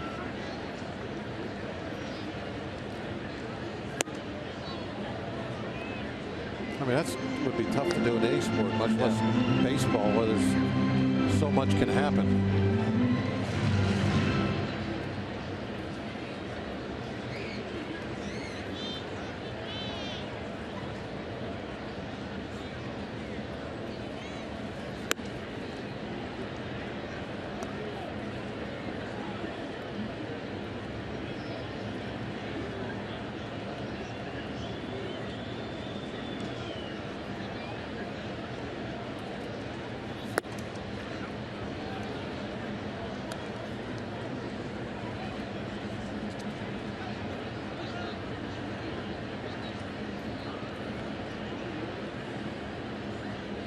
Loch Ness Monster, Jeff Locke.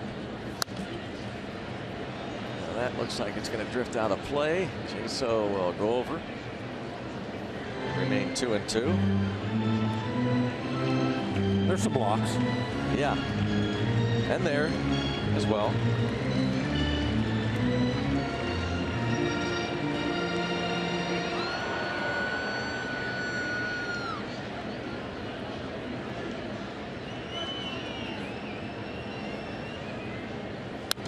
Another foul. I asked him, by the way, Jaso, when we wondered why he held his cap when he went for a foul ball at PNC Park. He really didn't have an answer. And I said, well, Bob thinks it's because you were a former catcher. It just happened. He goes, I guess maybe that's what it was. Yeah, it was like how they hold I said, why don't you just throw it away? You know, just throw it. He said, well, it's falling off. I said, well, why don't you just throw it? He goes, well, what if I step on it? Yeah, like a mask.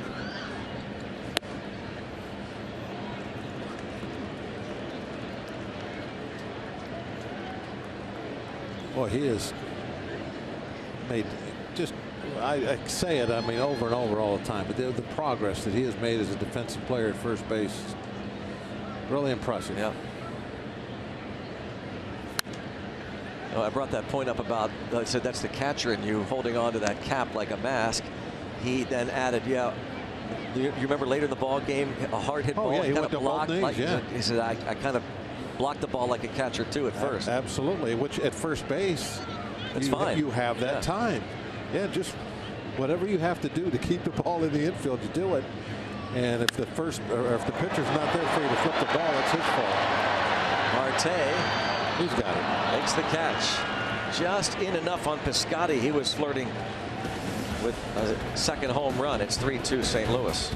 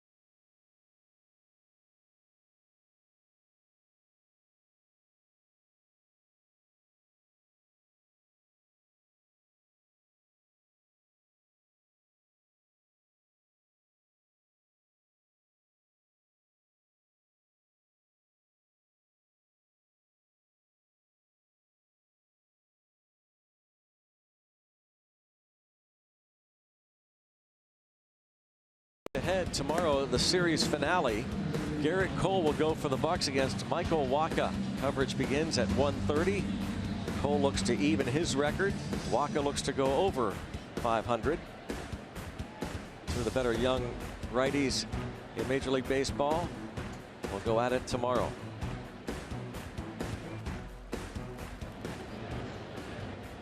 Pirates have not said who will pitch the opening game of the series in Chicago. That will be interesting. I mean, you could, if you would keep, because of the day off. Yeah, day off on Thursday. You could start with Cole if you wanted, then you'd skip somebody, but we'll see what they decide. Here's Polanco. He has singled and struck out, and again, Wainwright has retired a dozen straight and 15 of the last 16. What I'm sure is a very pleasing and encouraging sign for Mike Matheny and the Cardinals. Michael Wacha goes tomorrow.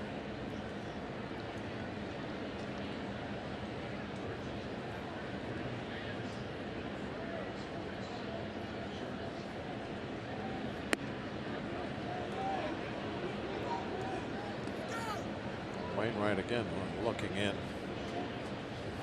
wondering where the call was on that hook. Oh, right there. I think rather than yell at the umpire, he looked over toward third, kind of off in the distance to get some yell into relief. space. 2-2 the count on Polanco rather than yell right at Hickox. You don't really yell. You just kind of like question. You want the plate umpire to know that you think he missed the call, but you don't want to do it in a way that's going to show him up. And that's popped up. Diaz can't see it. The third baseman will call for it. Carpenter. Shortstop lost it. Yeah, Diaz asked for help and he got it.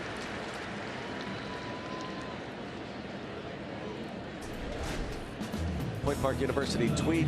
Another former Braves pitcher. Yep.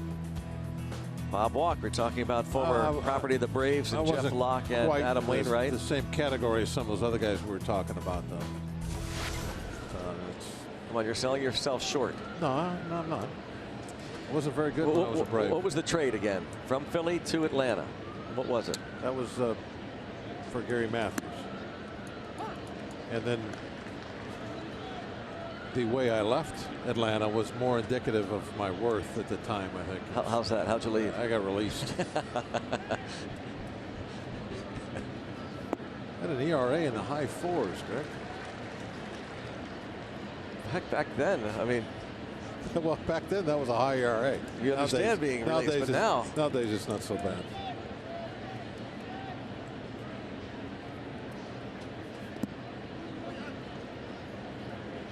Well, Wainwright's ERA started at 6.68 today, but it's dropping. We talked about that 2012 season he went through after Tommy John surgery and after his 7th start, an earned run average over 6, but he got it down below 4 by the end of the year. Nice little play by Adams. Good job by Wainwright making sure he was there with a very fast runner, obviously, in Marte.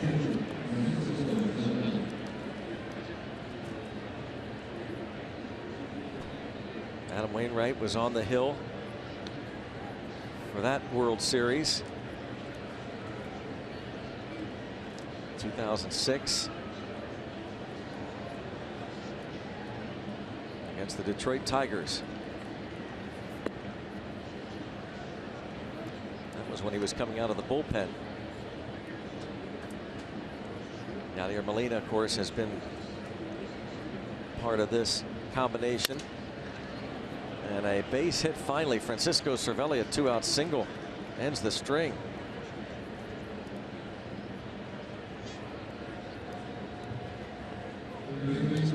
John Mozeliak, the general manager of the St. Louis Cardinals, has done a fantastic job since taking over for Walt Jocketty. This Cardinal team that led all of baseball with 100 wins last season.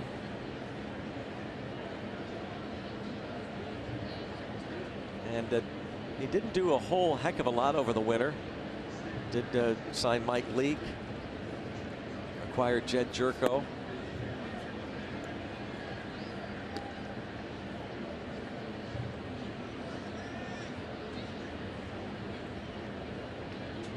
After last season, they had all kinds of injuries and won 100 games. You wouldn't think they would have to do much, just hoping to be healthy. Carlos Martinez left the game last night with fatigue. Understand he's been battling the flu for a while now. Looking at the world through rose-colored glasses.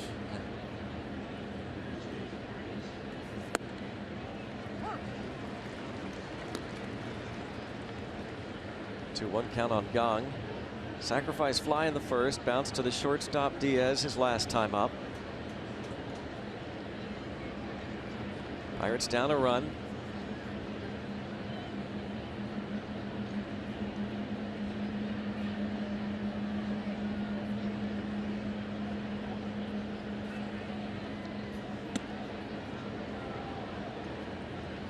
Pretty incredible, though. You look at this series over the last few years of how every game. I mean, last night was kind of unusual that somebody won by 2 runs. Yeah. Pirates won at 4-2, but so evenly matched. The Pirates and the Cardinals.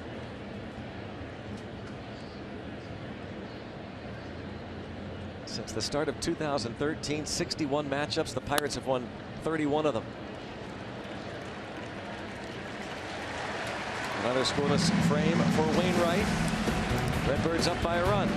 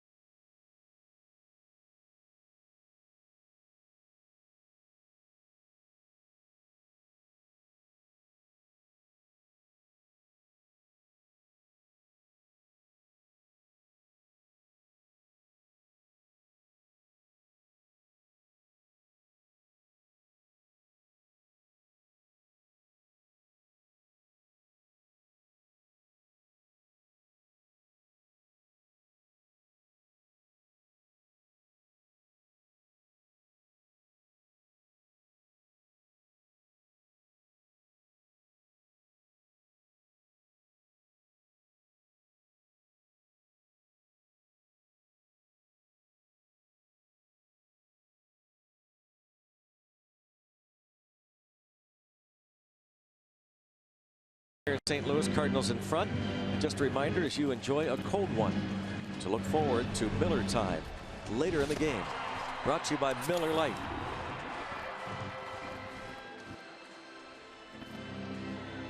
Three, 4, 5 men in the order for the Cardinals.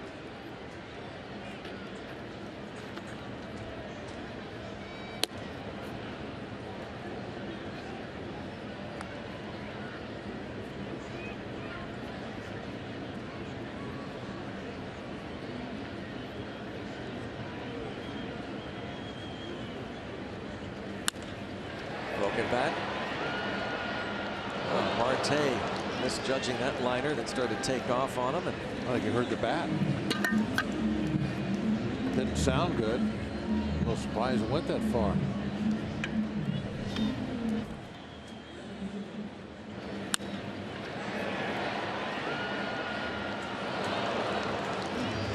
I think he was doing the hokey pokey.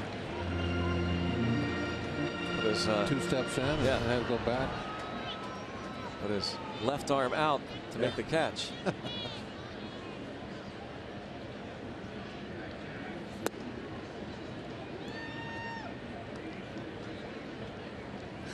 Ian McCutcheon talking about that broken bat liner.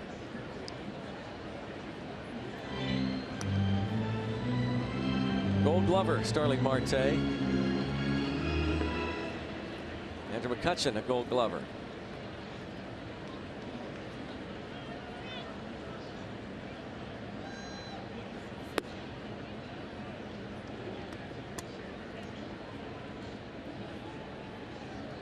Two and one on Randall Grichuk.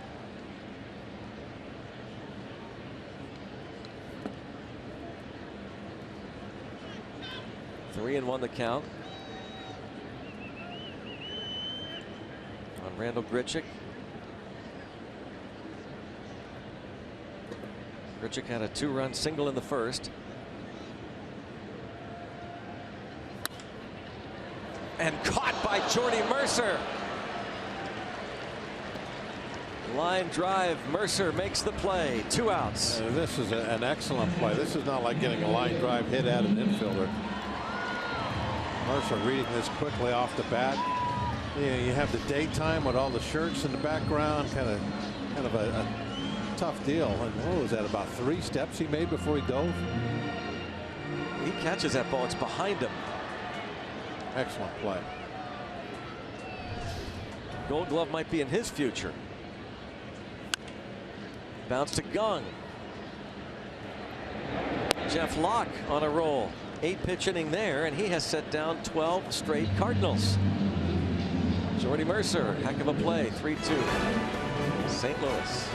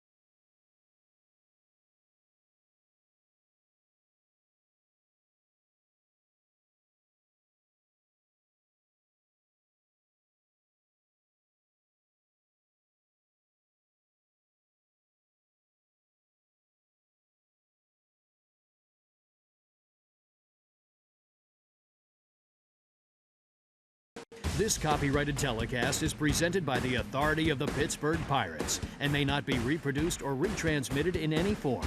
And the accounts and descriptions of this game may not be disseminated without the express written consent of the Pittsburgh Pirates. Jordy Mercer will hit second in the 7th inning. Making that fine defensive play. Jeff Locke due up third, so he is done for the afternoon. See if the Pirates can get him a couple runs. Really an amazing job at keeping that pitch count down after that first inning. He ended up, I think, with just 89 pitches through 6 innings.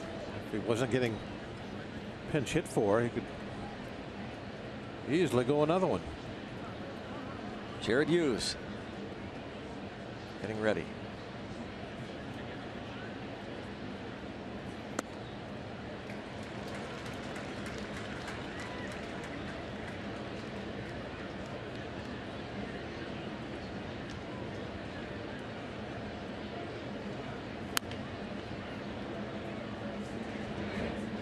Just like you, Bob, after your starts, you go sit down next to Ray Miller. I can just see you doing that. I had to go hydrate because I was always a little dehydrated after 6 innings. I would be in the clubhouse right now.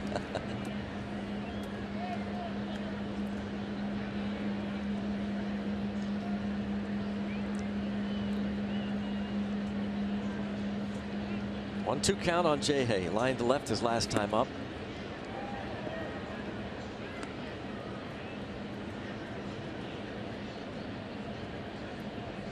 See Wainwright now.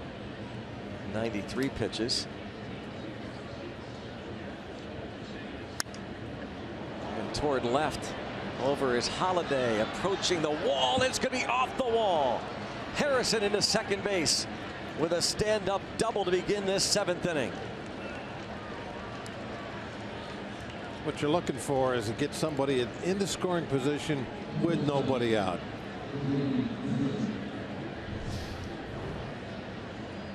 When this ball was hit, I thought it's a little off the end of the bat, but it carried very well. Hit Mr. Buck right in the shoulder. Brings up Jordy Mercer.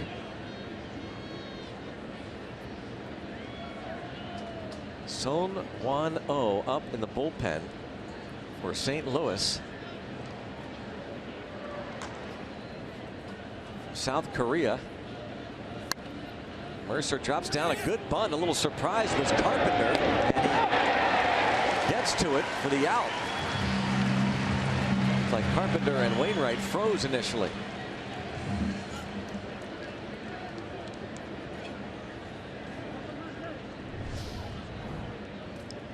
Carpenter's thinking about going back, but you know, I don't think it's popular to be taught nowadays. But in my view, anytime it's going to be a tag play over there, if the ball is put down toward the third baseman, go get it. Even if the pitcher can handle it, yell at him to get out of the way, get the out at first base.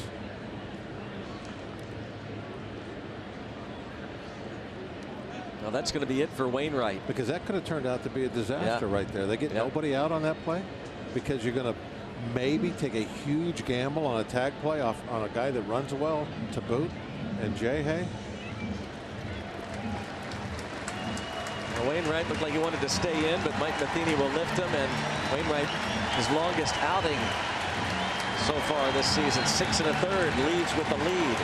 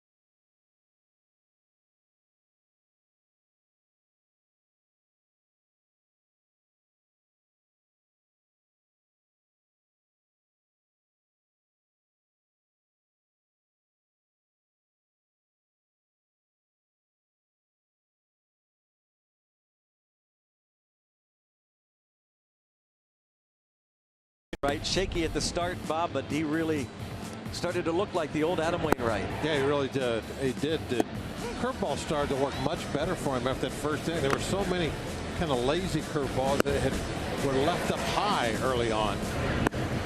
But that one right there, that last one, that strike 3 pitch to McCutchen, that curveball was 77 miles an hour. I mean, he really got on that one, and that's a big difference from early in the ball game, the velocity of that curveball alone.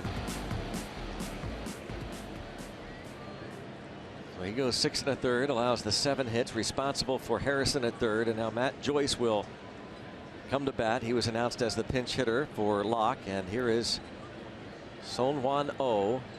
Played last year in Japan, but a star in South Korea.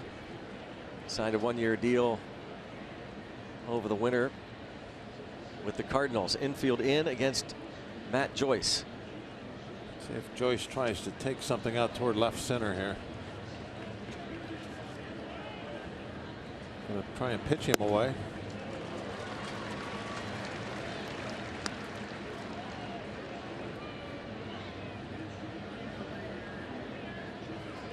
See the great numbers pinch hitting this season. Last night, flied out as a pinch hitter in the 9th inning against Seth Maness. Infield in, trying to cut off that tying run.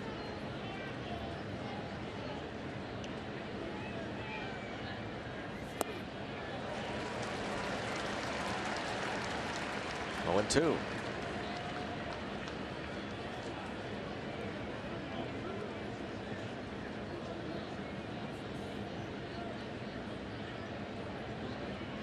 Translator there, middle between Matheny and pitching coach Derek Lilliquist.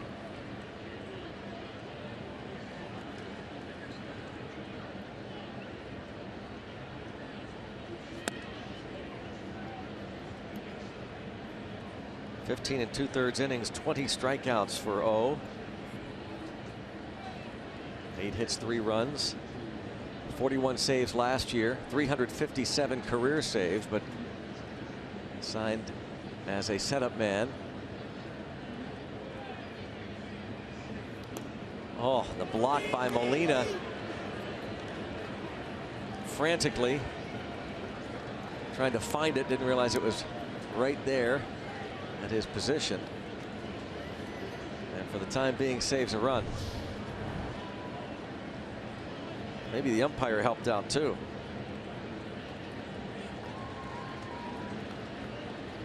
Pretty amazing how far in front of the plate that ball hit. That was 4 to 5 feet in front of home plate where that ball bounced.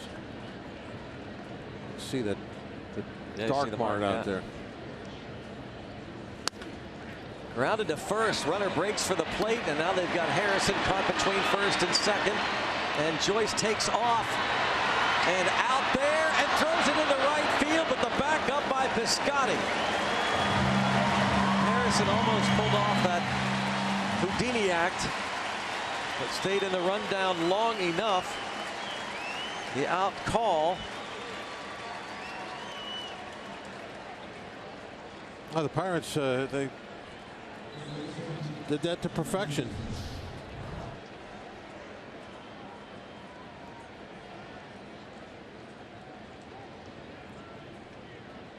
But that's what you're supposed to do right there. If you know you're going to be out at plate, then you got to get yourself into a rundown and stay alive and let the hitter get into scoring position so you don't lose a lot.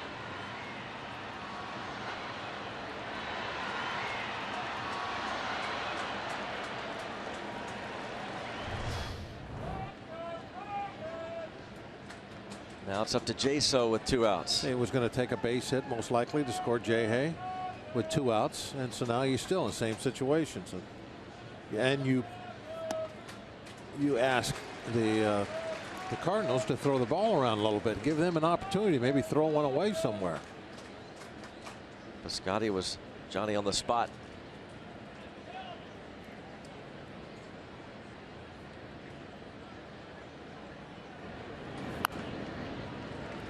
And Adams made an accurate throw to the plate. And that's what you're always thinking about, is like, well, maybe somebody will get in a hurry and throw one away to the plate. Force that other team to try and play a little defense, make some throws, give them an opportunity to mess something up.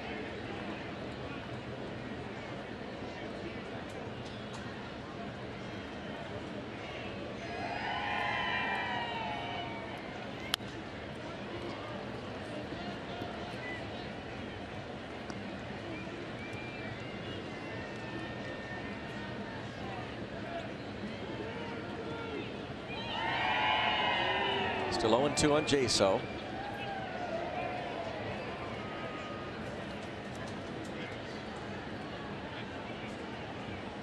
Cardinals unsuccessfully bid on Korean first baseman Byung-Ho Park, who ended up signing with the Twins over the winter.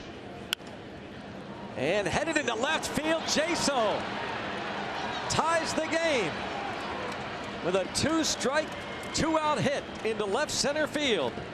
It is 3-3. And a little nod to Jay Hay.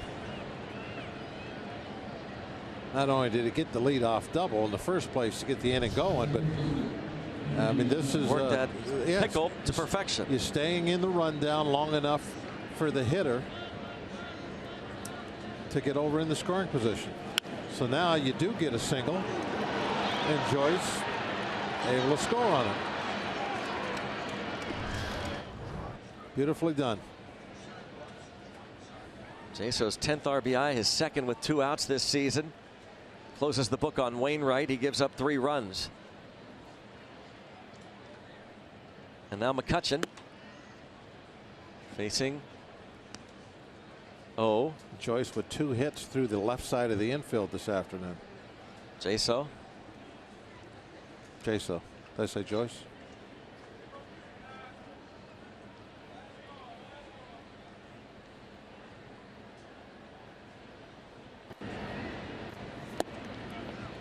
Look out over there. It gets back.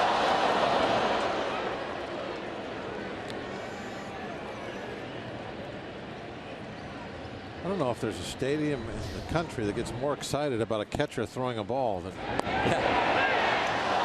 I mean, it was like somebody just hit a home run. Listen. On a pickoff throw, they made all that noise. They love their Molina. Yeah, they do. Backhands that and guns it to first again.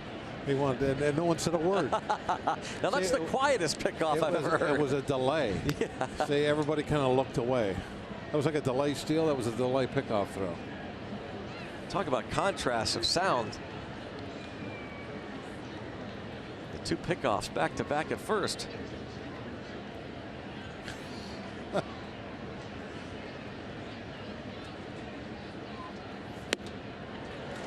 Green light, 3-1.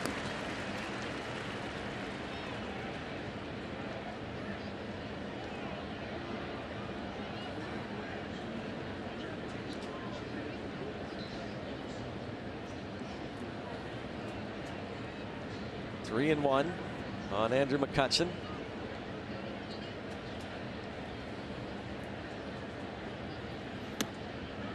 And he reaches.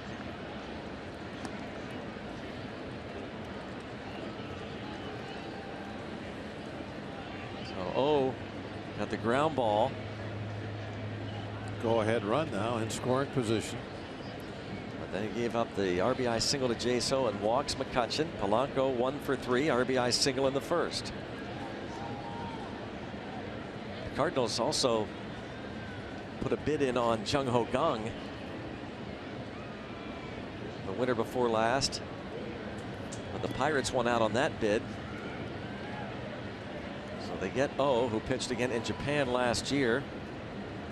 It would be interesting to see a matchup of O and Kang, but might not get to that point. Ball 1 on Polanco.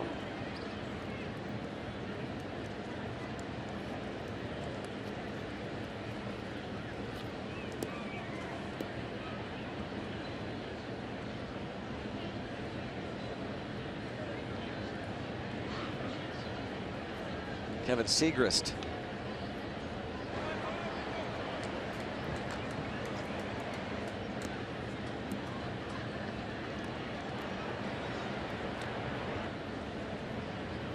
One-0 count, a big at bat here for Polanco. The Pirates have just tied it.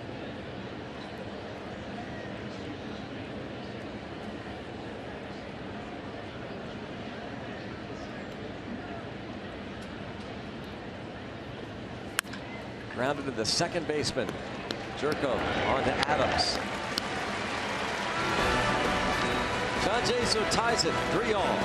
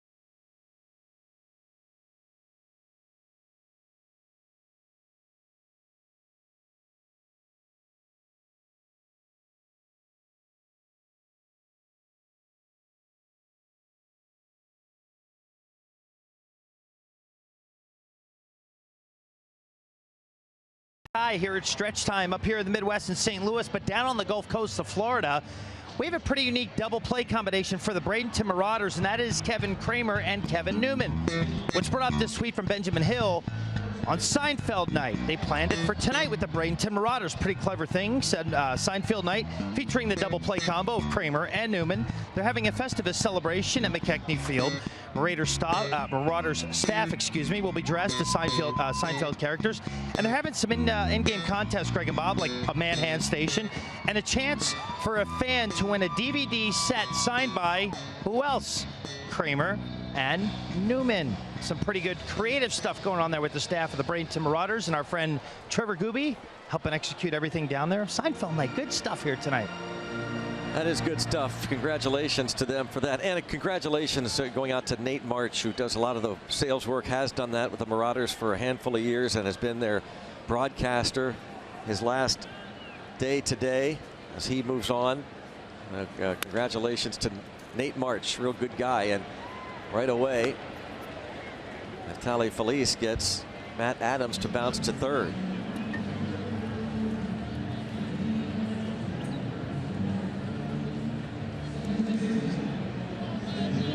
Felice relieves Locke, who went 6 innings, gave up the 3 runs.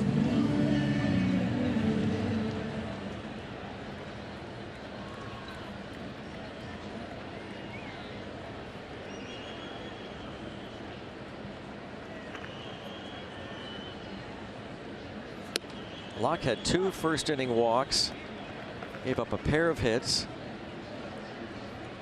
then didn't walk a batter his last 5 innings, and allowed 1 run on 2 hits over the last 5 frames.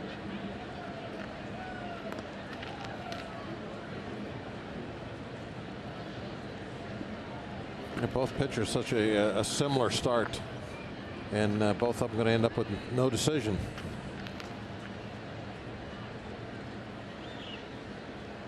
Got over the hump in the first, settled down, pitched well. Neither one of them are going to figure in the outcome.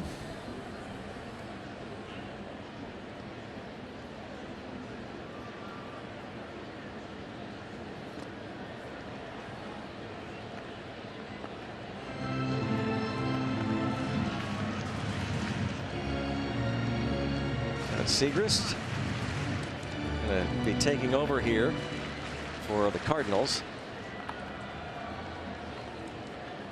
Mike Matheny checks out his lineup card.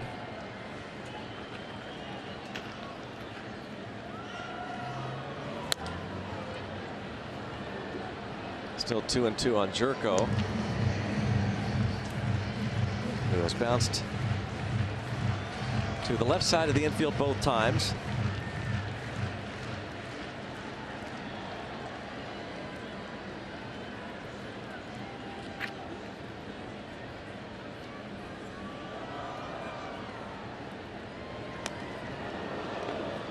Up and in. 96.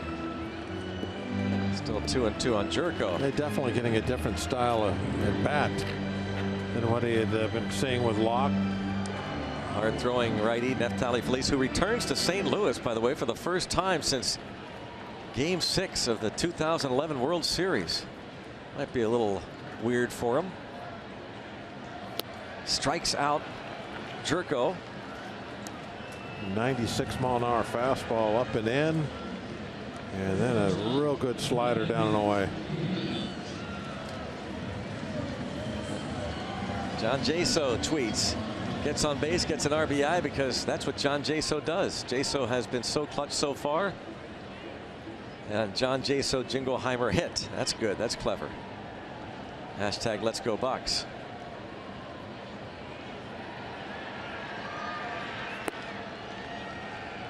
Ledmus Diaz now. He is lined out to third and popped to second. 2 outs here in the 7th. Felice looks for a 1-2-3 frame. He gave up that game-tying triple in the bottom of the 9th inning to current Pirate David Freese as a member of the Texas Rangers.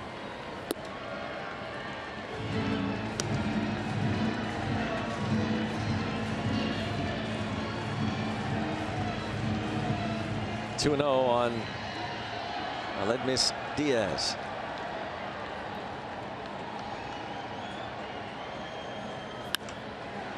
Toward left center field, Marte over, and that's going to get past him. And what a start this young man has had to his career, baseball career. Major League Baseball sensational. career. A double to the left center gap and hitting close to 400.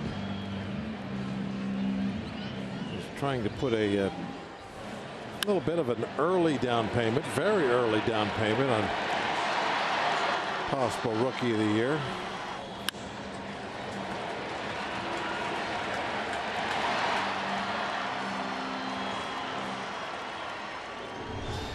We talked about him last night, that it was because of the injuries that he even got this opportunity. Yeah. Injuries to starter Johnny Peralta, then they traded for Ruben Tejada, then he got hurt.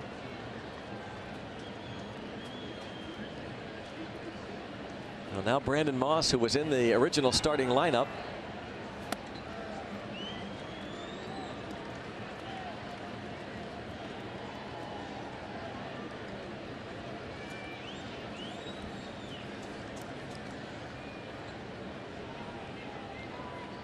batting for Brandon Moss.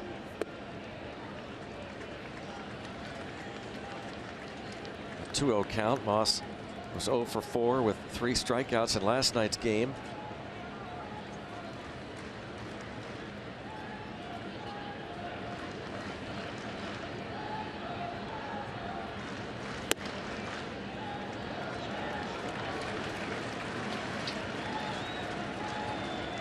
That looked to be a pretty good pitch.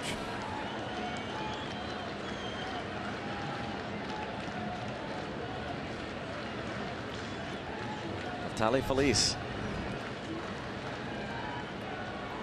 behind in the count, 3-0, does not get that call. Yeah, that was right on the corner. That was right where he wanted it.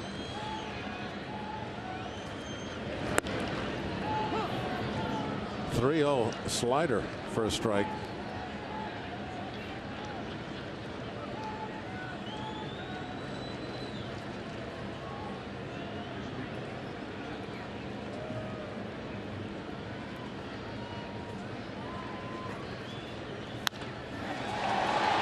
Toward right, Polanco back, and there.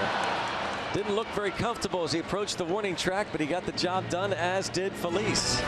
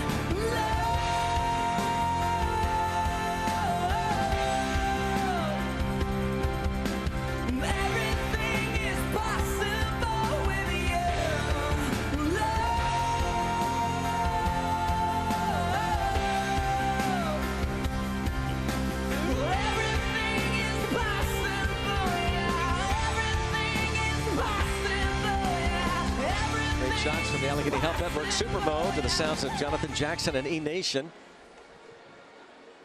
We are now on to the 8th inning here, tied at 3. A day that started 84 degrees in St. Louis. This game that began at 1:15 Central Time. Kevin Segrist gave up one of the 2 homers to Jung Ho Kang last night. He gave up the second Gong homer into the upper deck in left field in the 8th inning, and it'll be Marte for the Pirates, followed by Cervelli and Gong. Marte 1 for 3.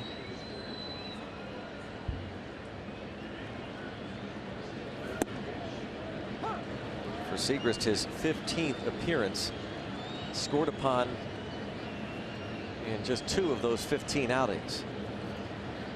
A home run by Gong last night, and a handful of games back against the Diamondbacks on April the 25th.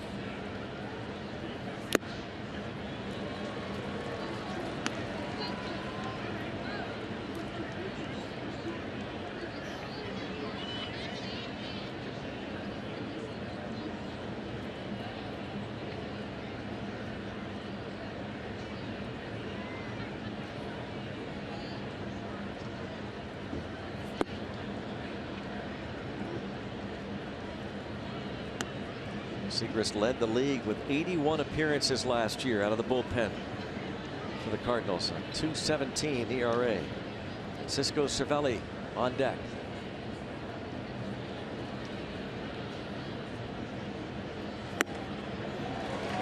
Up and in.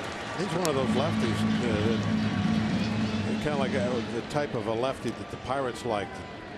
Tony Watson type. Yeah, effective both sides. In fact, if I'm not mistaken, his splits are kind of reverse. He actually has better stats against right-handers.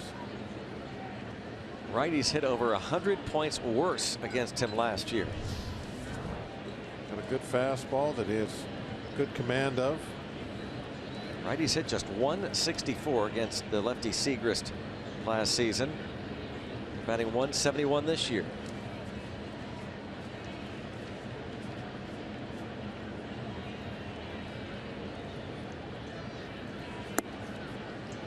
I was looking at his pitch selection splits, Greg, yesterday, and he throws like 90% when he does face a lefty. Like 90% fastballs. See the career numbers there.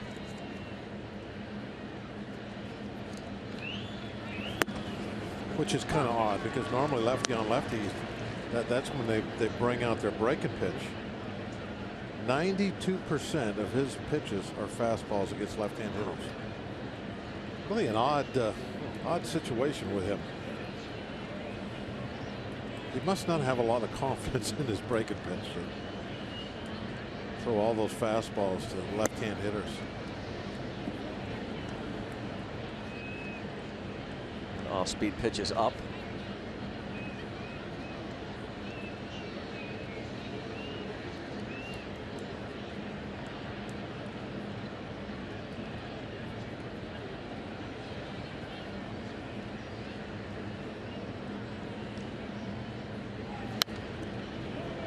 He's pretty much fastball changeup type pitcher.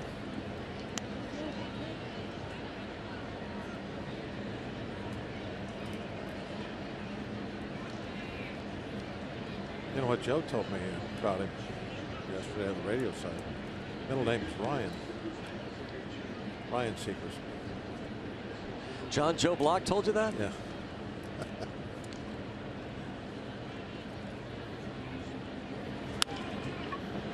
Cervelli going to get himself a 1-out single.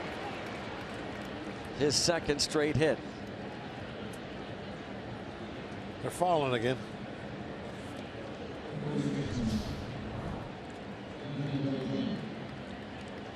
Well, he really stayed inside the baseball on that one.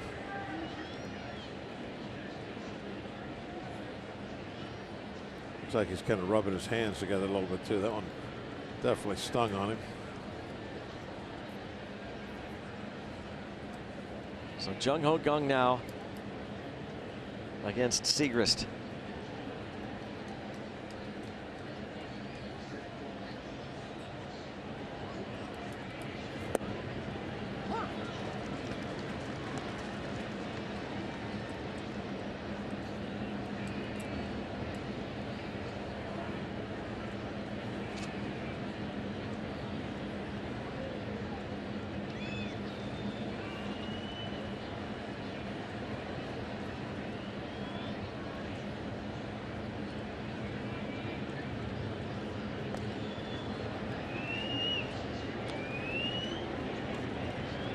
Smelly on first with 1 out and a tie game in the 8th.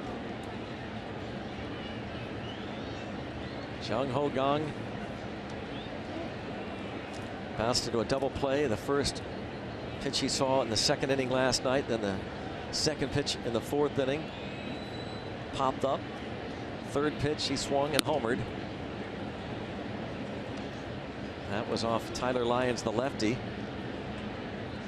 3 pitches and a home run last night, and then in the 8th, I believe it was a 2-2 count off Segrist. It was a homered into the upper deck. 3rd or 4th pitch. You saw something along those lines.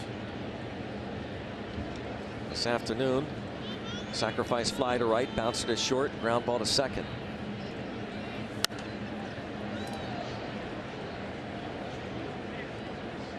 Here's the upper deck home run. The 2nd that Segrist has allowed this season. 2nd home run, and the 2nd time in Jung Ho Kang's Major League Pirates career. He's had a 2-homer game. Big Mac land.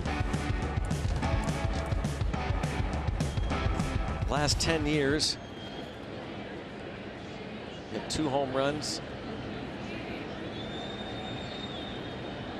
The 2nd longest stint between homers in the major leagues.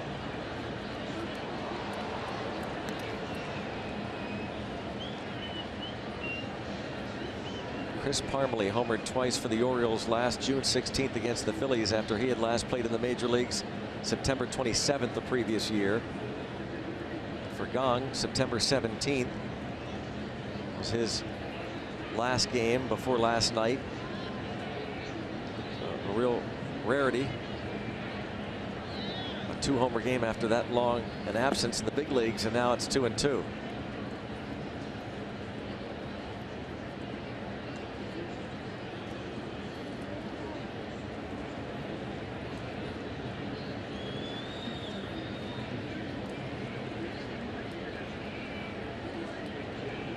Segrist gave up only 4 home runs all of last year in 75 innings.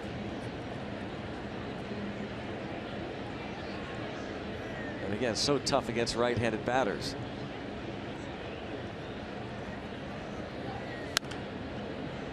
Out of play.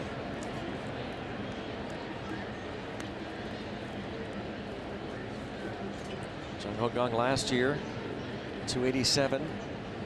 Batting average with 15 homers, 58 runs batted in, finished 3rd in National League Rookie of the Year voting. 29 years old, from Gwangju, Korea. 2-2. The runner at first and 1 out in this 3-3 ball game. Segrist gets him.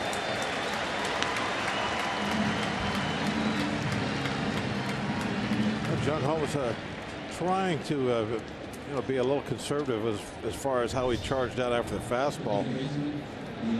That last pitch that he fouled off over toward the Cardinal dugout was a changeup, which shows you that he was waiting as long as he could to pull the trigger. And I think the Cardinals saw that, and Segrist stepped it up with a 95-mile-an-hour fastball to get it by him. Reading what that hitter's trying to do.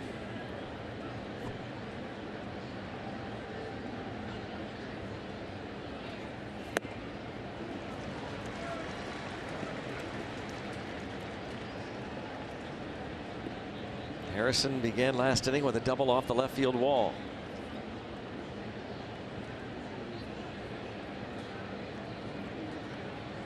Bucks tied it with a 2-out single from John Jaso.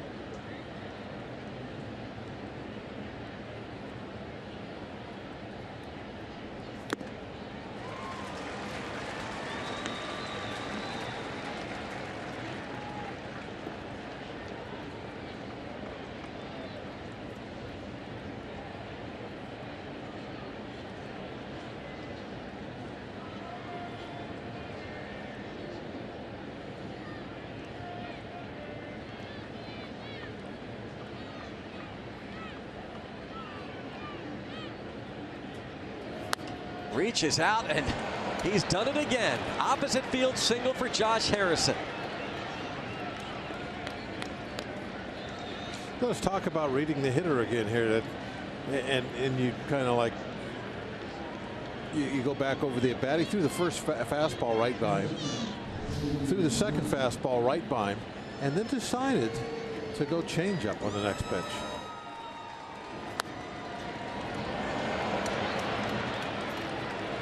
See, that's another thing that happens, is it like you start wondering, okay, now I threw two by him. He's probably going to make an adjustment here.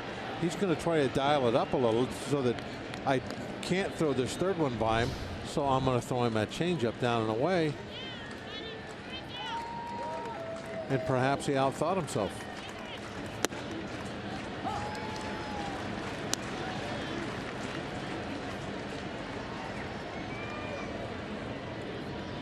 Crowd reacting as they see the one-time Cardinal hero come out on deck.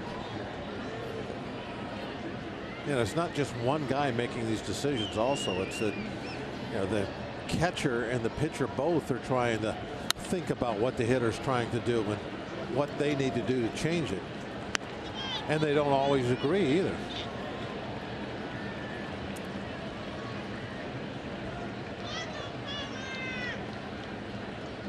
Two-strike hit to right for Harrison, and a two-strike count now on Mercer, trying to find a way to get him home. Cervelli.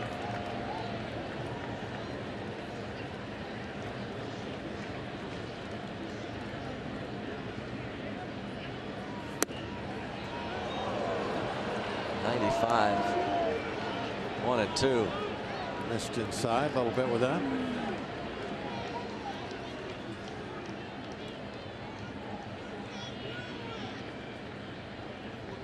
And 22 pitches for Segrist, already his season high in any one outing.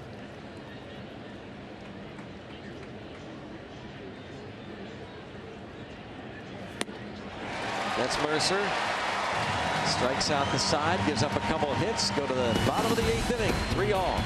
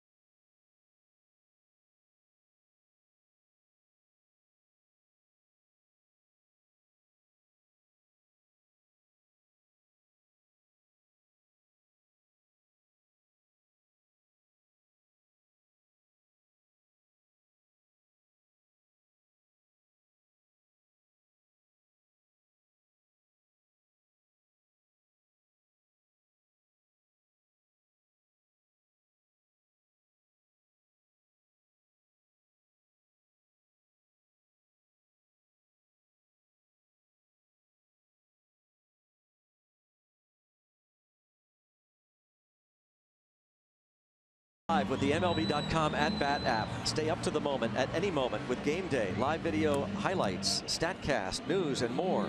Download MLB.com at-bat, the #1 app for live baseball on your phone and tablet. 3-3 game. Fred Bird asking for noise on UPMC scoreboard. We'll shout out too to PJ and Jason at St. Margaret's Radiology. It's from my friend Connie Humphrey asking us to give a shout out to them as Jared Hughes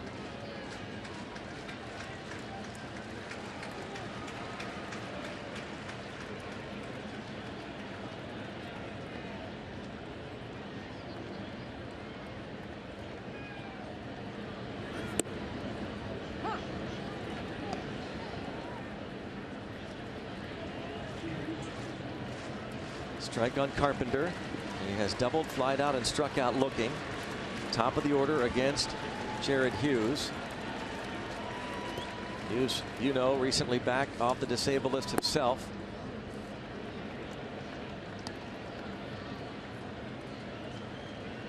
His first appearance of the season 7 days ago.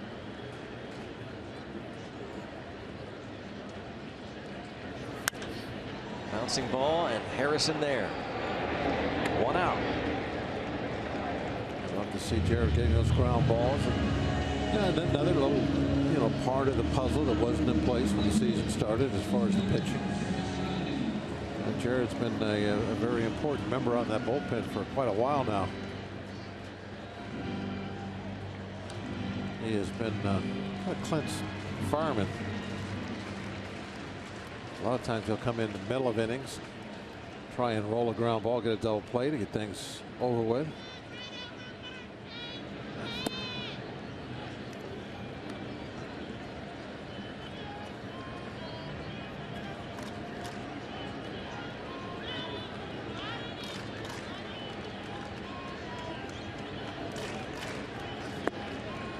Stephen Piscotty's home run off Jeff Locke leading off the 3rd inning gave the Cardinals a 3-2 lead, and the Pirates tied it in the 7th.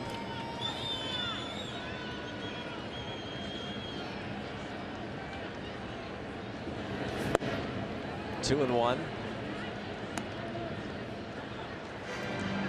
Trevor Rosenthal loosens in the bullpen for the Cardinals.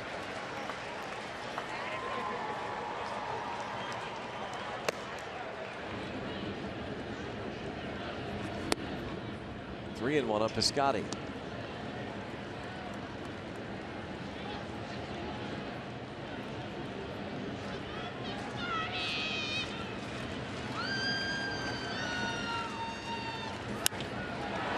Deep to left. And a fair ball into the corner. A double for Piscotty on a 3-1 pitch. Well, that had to be awfully close. Marte's over there now looking at the chalk line.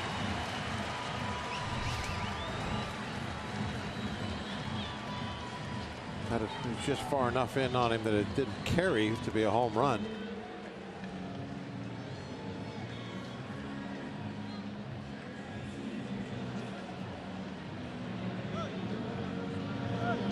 Pirates are deciding whether they want to challenge that or not.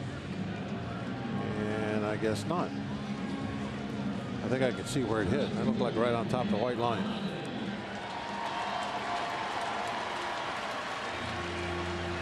Piscotty on base for the 3rd time.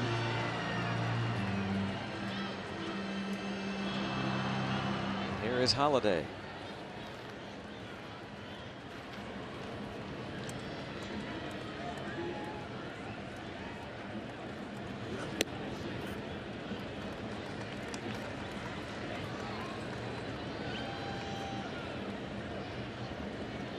Holiday's numbers on the year. He is a .500 career hitter against Jared Hughes. 5 out of 10 with a home run.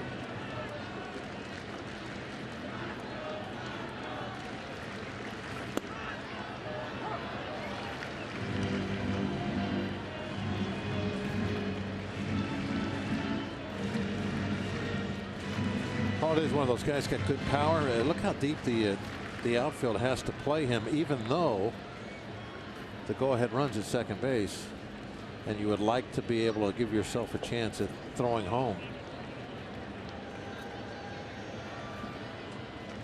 If you had a hitter up there that less of a power hitter, you could like cheat in a couple of steps and maybe give yourself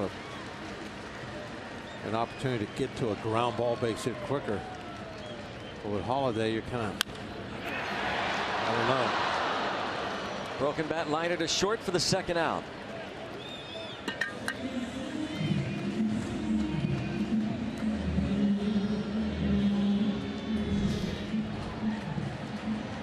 This one not hit all that hard. It was a broken bat line drive. Good job by Piscotty reading the line drive. Froze, got back.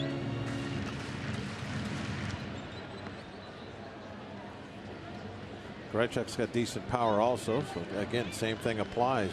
You would like to cheat in a little bit, but it's tough to do. You don't want him hitting the ball over your head.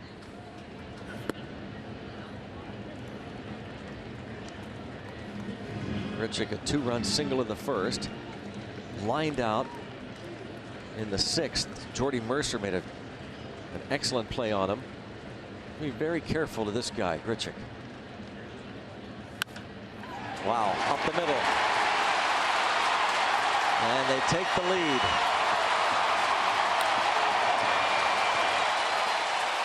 Piscotty scores. Cardinals lead it.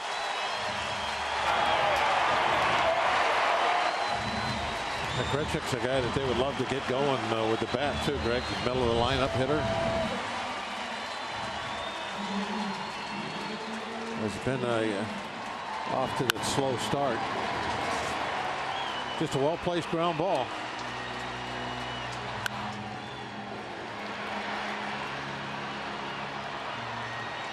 See what I was talking about there. Piscotty has got his foot on third base before McCutchen could even get to that ball. That's why you would rather have somebody with not much power at the plate so you could cheat in. And that's why I thought they would really be careful because of that. First base was open. Molina no home runs, even though he is 400 hitter with men in scoring position. He's just 2 for 11 lifetime against Jared Hughes. It's a 182 batting average, but instead Grichuk delivers the go-ahead hit here in the 8th. Rosenthal will be looking for a save.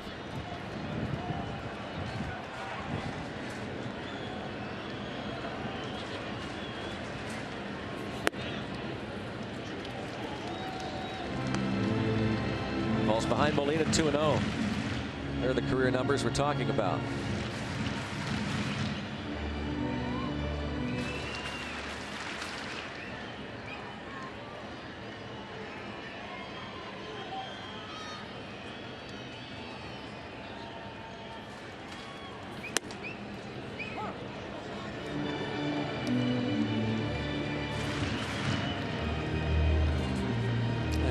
Pitching with pretty decent velocity this afternoon.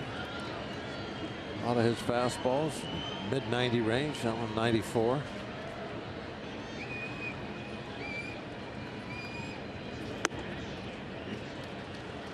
Ground ball up the middle and a broken bat fly ball that hit the chalk line is the difference right now.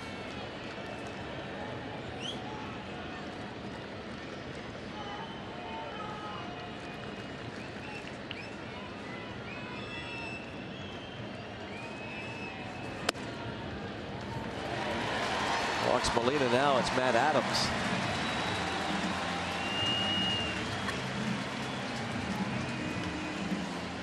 Yeah, obviously he didn't want to have this situation, this scenario come up.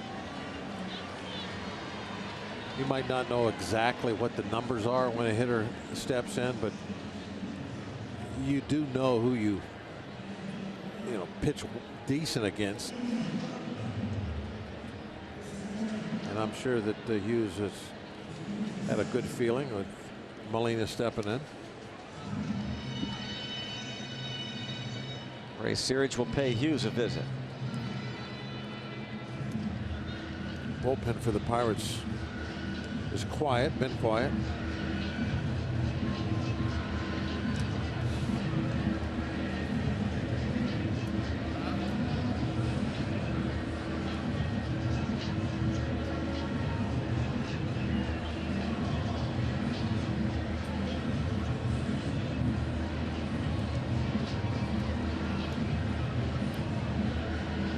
Adams hitless in 5 career at-bats against Hughes. 0 for 2 against Jeff Locke. He bounced into an inning double play in the first. Somebody's getting up, starting to throw in that pin. A.J. Schugel.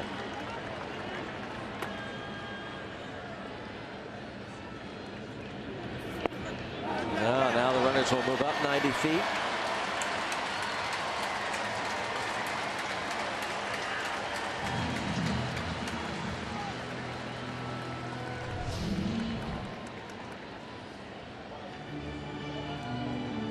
looking for something away and got that ball down and in.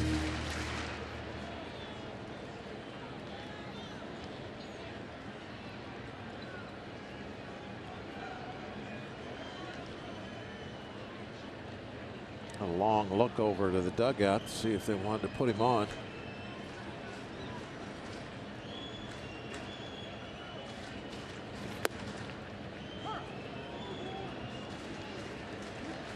Right-handed batting Jed Jerko on deck, though they do have Colton Wong, left-handed hitter, available, along with Jeremy Hazelbaker.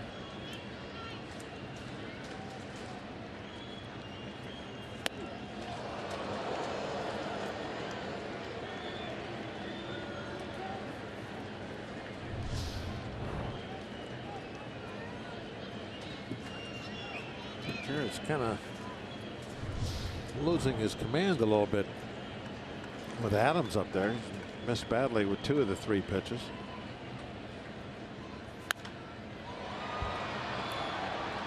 Two count.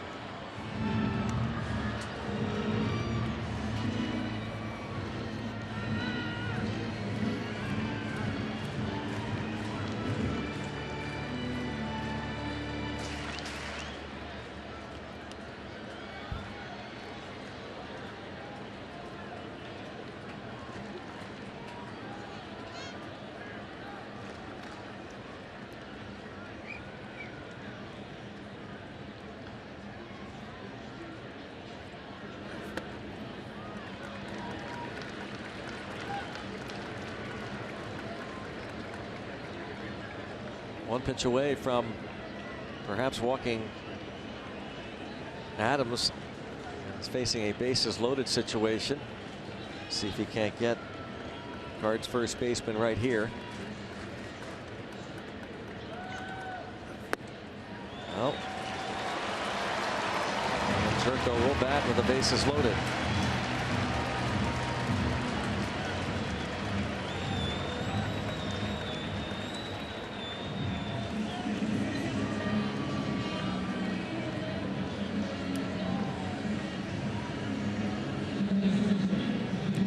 If they want to, he's ready, but doesn't look like going to make any moves right now. Maybe with a right-hand hitter up there, that'll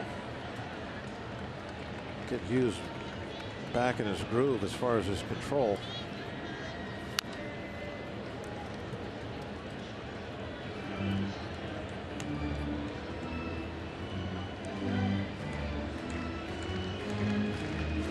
Last time up, he struck out against Natali Felice. 7th batter to face Hughes in this 8th inning.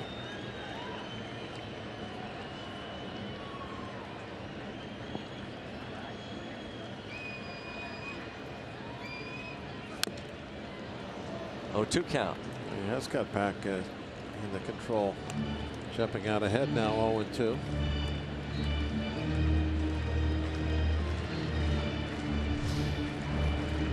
First pitch in the strike zone. This one tailing in a little bit. Jerko trying to get it off his hands. Might have him set up now for that slider if he can put it where he wants to. Let's put this pitch about 4 or 5 inches off the plate away if it's going to be a slider. Nope, they're going back fastball.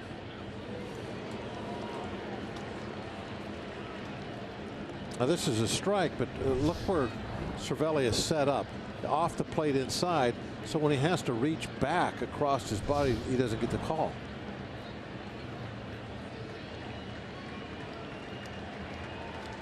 I mean, that had good plate, almost right down the middle.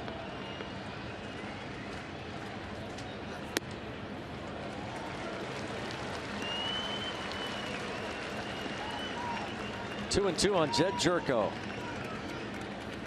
Cardinals have taken a 4-3 lead here in the 8th.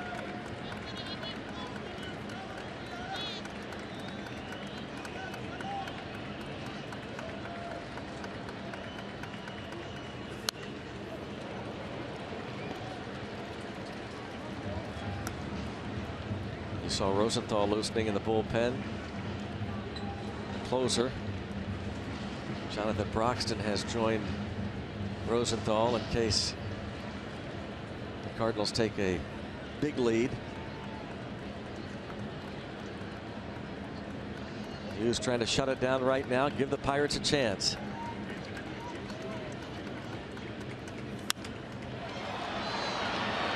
Shallow right, Polanco for the final out. Cardinals get one, and now Rosenthal will try and save it.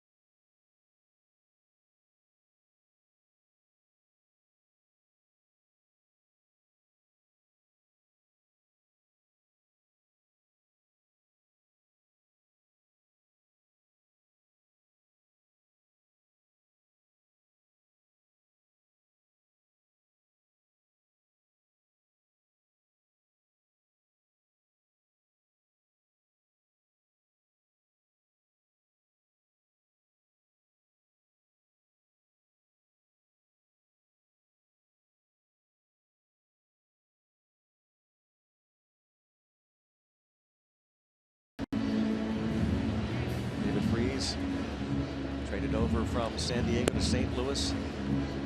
Played here from 2009 through 2013. Here's the announcement. Number 23, David Freese.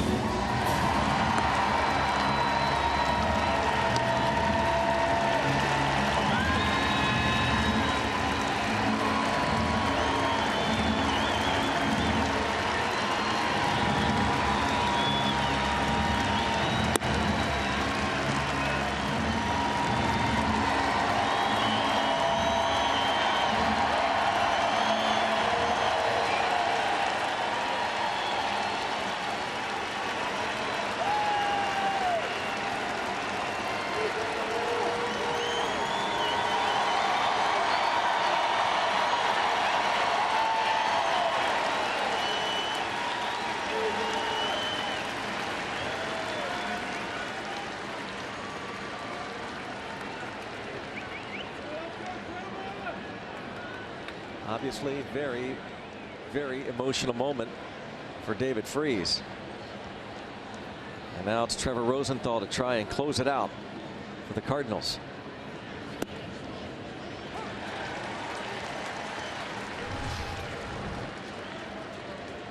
Doffs his helmet. Just about everybody in the ballpark was on their feet. It was interesting the way they all cheered for him. And then they all cheered for strike one. Yeah. They were able to put that behind them quickly, weren't they? Turn the page now. It was like, yeah, that's the way it is. It's like, hey, we love you, but you can make an out right now. And then when you go to Chicago, go 4 for 4.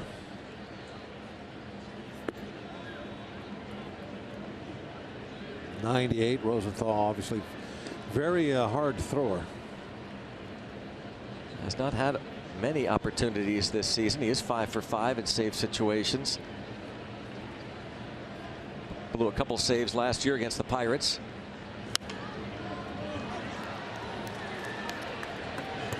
Didn't Jung Ho get him with the one home run? Jung Ho Gong got him. The Pirates had back-to-back big games against him before the All-Star break. There are the numbers for Rosenthal.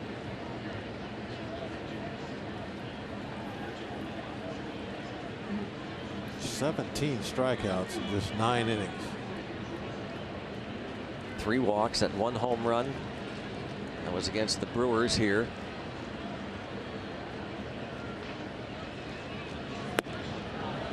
Everybody flinched.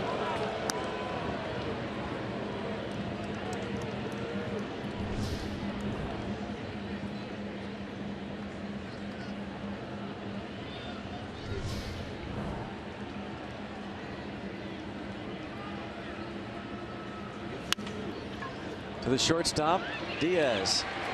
In the dirt! They get a break in that the ball didn't go into the seats.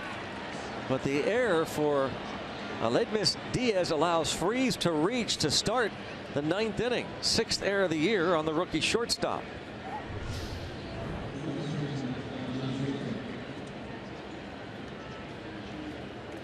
That was kind of a tough hop also for Adams.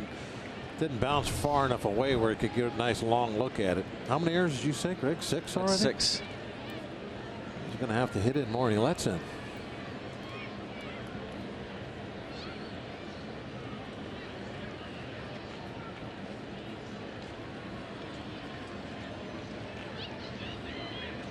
Now Jaso, who tied the game with a 2-out single in the 7th.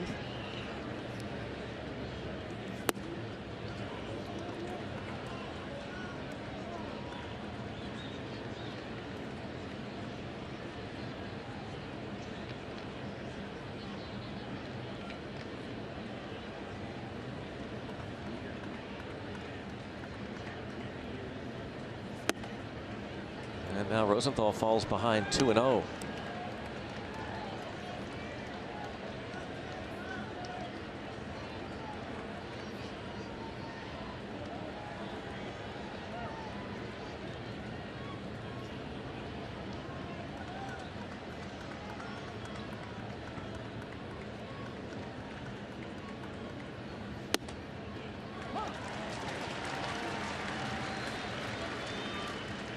So 2 for 4.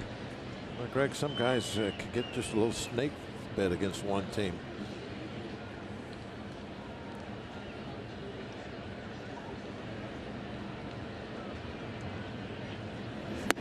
Three and 1.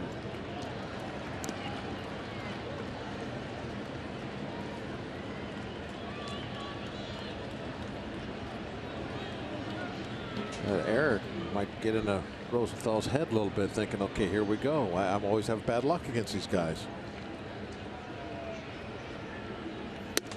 He's on. He walked. It's 2 aboard with nobody out here in the 9th. And Andrew McCutchen coming to the plate.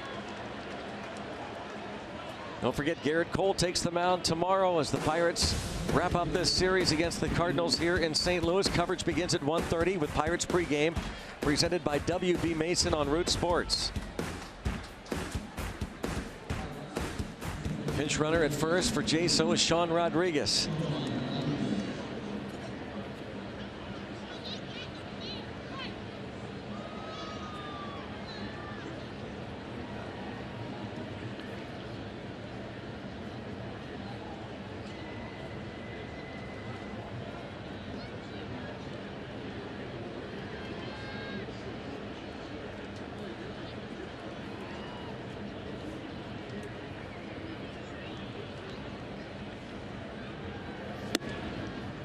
McCutchen doubled off the wall in the 1st inning and scored. Walked in the 7th.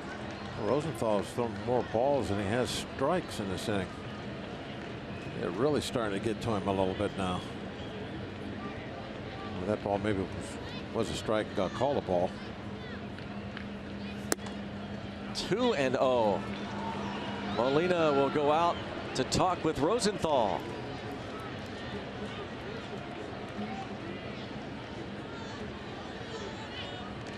Well, one of the great comebacks last year, one of many great moments, was July the 8th, just before the All-Star, July late the 11th, before the All-Star break. This walk-off 2-run homer. This was off Nick Greenwood. July the 11th of last year. The Pirates walked off the following night. But Rosenthal gave up a game-tying run for the blown save in that ball game in the bottom of the 10th. 2-1. That game went 14 innings before McCutchen walked it off.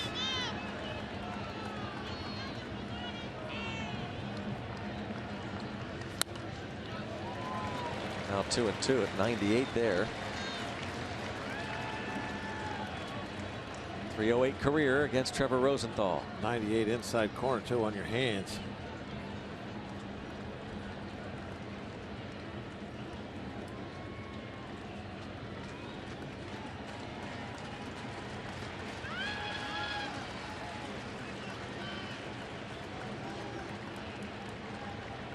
Molina having second thoughts on what he called.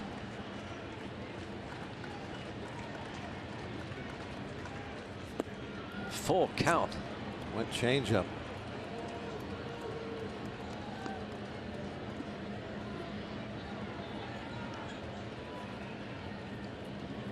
Three balls, two strikes. Polanco on deck.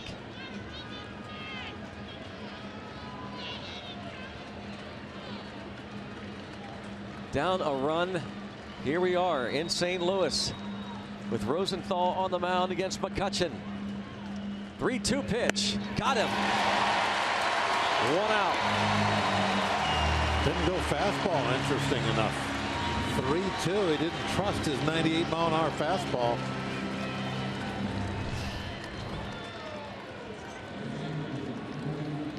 It looks pretty straight. Had to go with a changeup, I'm assuming.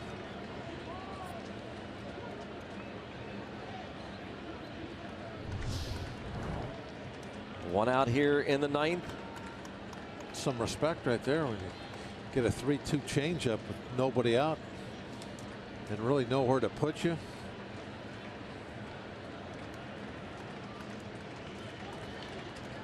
Polanco 1 for 4.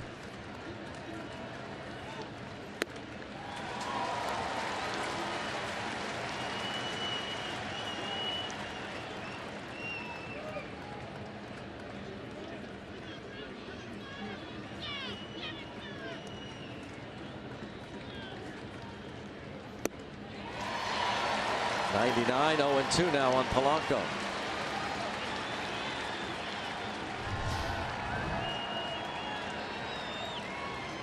Yeah, Greg, earlier we were talking about pitchers reading bats, deciding what to throw, and then in between innings.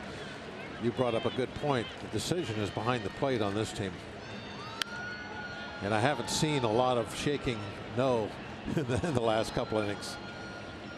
It kind of depends on what Molina wants.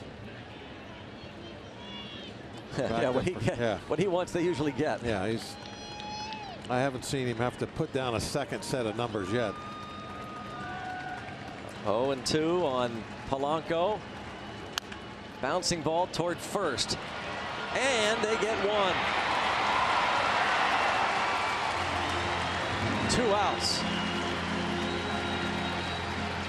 Adams throws to second to get Rodriguez. He really floated that one over there, didn't he? He did. He wasn't sure about this throw. Look at the arc he put on that. That could have gone into left field. He was worried about hitting Sean in the back. So he had to really slow it down and try and lob it over him. So last chance at Starling Marte for the Pirates.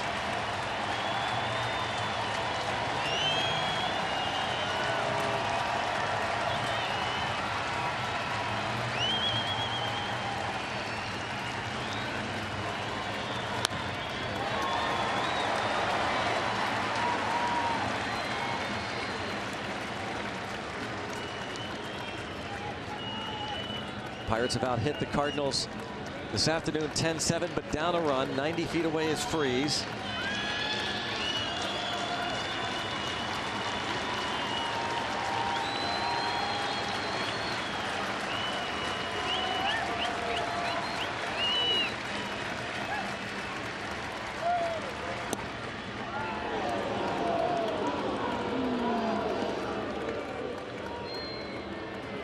Marte singled in the first against the starter Wainwright. There you see career numbers pretty good against Trevor Rosenthal for Pirates left fielder.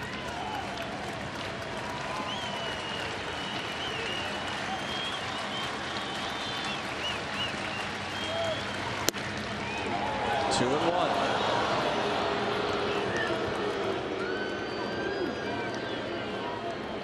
Greg, how typical is this for a Pirate Cardinal game? It's just like every game we play these guys, it's exhausting. It's right down to you're leaning forward in the last inning. No matter who's got the lead, it's always like this. And now 3 and 1.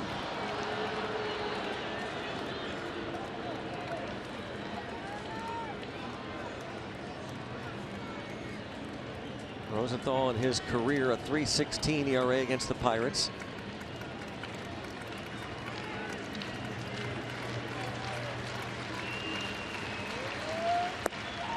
Breaking ball. Oh, God, another changeup. That time 3-1. 3-2. Well, that ball dipped. 3-1.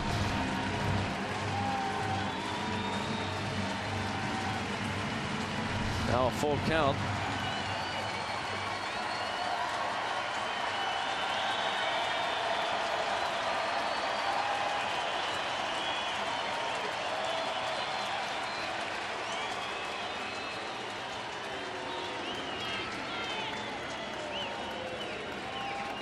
Threw his elbow pad away. How about that? Didn't see that before. Guy throwing 98. I like it. That's confidence. Yeah. Line toward left field. Over is Hazelbaker. It's over his head. The Pirates are going to take. No, the ball's going to bounce into the seats. The Pirates have tied the game, however. How did that bounce out? Starling Marte ties it with a double. Moments after taking off that elbow guard, he rips the double to tie it at 4. That was kind of a line drive. I didn't think there's any way it would bounce high enough to get over the fence. Here it is. Just, I don't want this. And then, bang! Rips that one to left center field. And somehow it did bounce over the wall. It didn't even hit the top of that fence. Did it bounce over? It hit the gate. Man. 4-4. Check swing. Fair ball.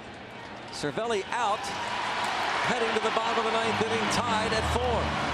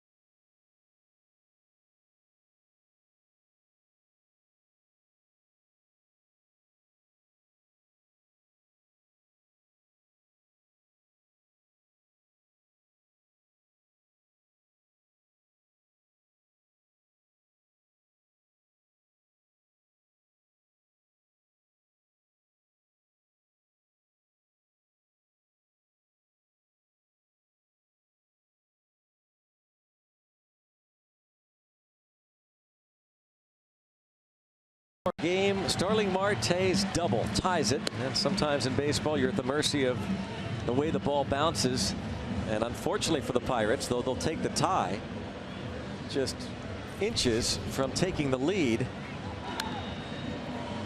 the ball just skips over the wall for a book rule double. I think, Greg, if it hadn't hit the gate, if it would have been a little to the right or to the left. But look, the gate is just a couple inches lower than anywhere else. What's the fan reaction here? Stunned. So it's up to A.J. Schugel to get this one into extra innings. Saw a lot of oh no's there. Yeah. If you were lip reading.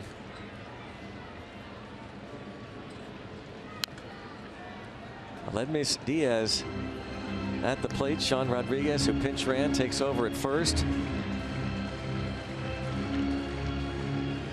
A.J. Schugel's 10th appearance.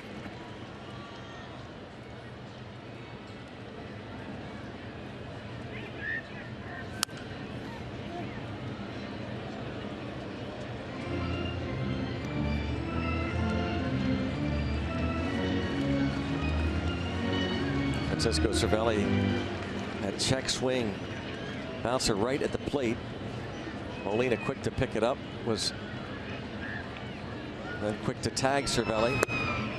Asking home plate umpire Ed Hickox all about that play. 1-2. I think he was asking about, did he think maybe that ball came close to his foot?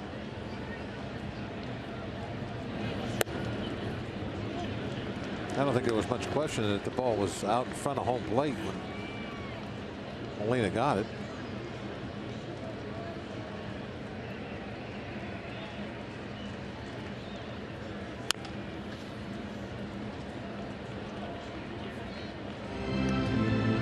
Watch it again. The last play of the top of the ninth. It definitely didn't hit his foot.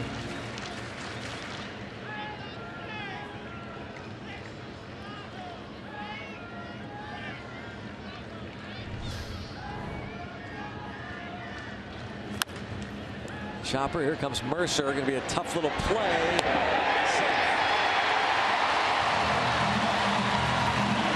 Infield hit to start the bottom of the ninth for Aledmys Diaz. Right off the front of the plate, got the big bounce.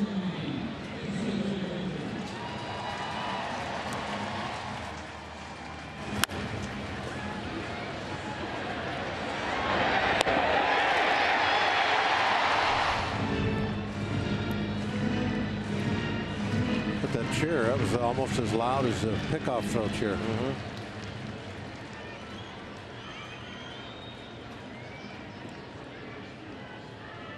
Jeremy Hazelbaker, the rookie, off to a fine start.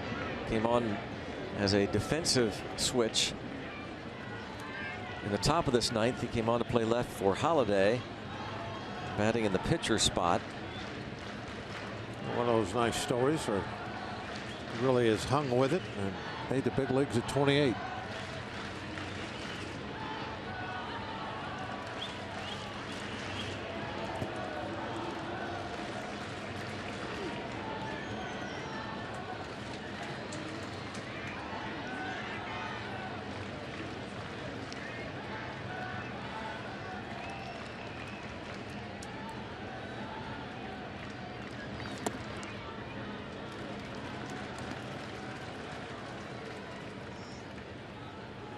Ball one on Hazelbaker.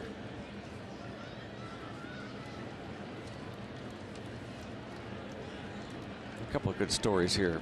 Schugel and Hazelbaker, and that guy at first base. Cuban defector, Aledmys Diaz. Are they still defectors? I think so, officially. Well, he was. He was still, 3 or 4 years ago, he defected. 1 ball, 1 strike.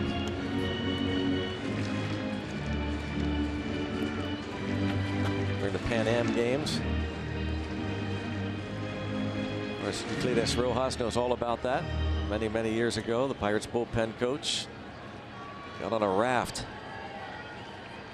A handful of others escaped Cuba. 1 ball, 1 strike, the count on Hazelbaker.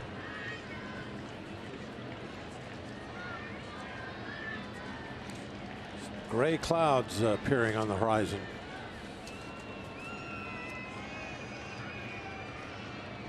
Wonder what the timetable is, if any time left. Now, someone was telling me moments ago that that was going to miss us. Yeah, now I'm not so sure. Oh. Changing my thinking a little You're bit. riding that fence quite nicely, I might say. I think it's got a chance that we might get just the edge of it. It's got a chance we might get the edge. Yeah. See, that covers your bases. Hazelbaker hits it hard the other way. Marte back. 1 out. Good thing he wasn't tagging, huh? Yeah.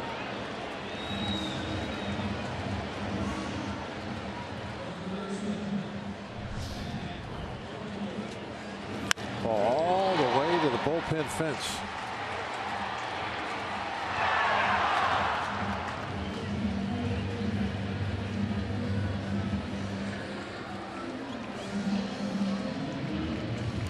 Up for a moment, he had a chance to win it. Now Matt Carpenter.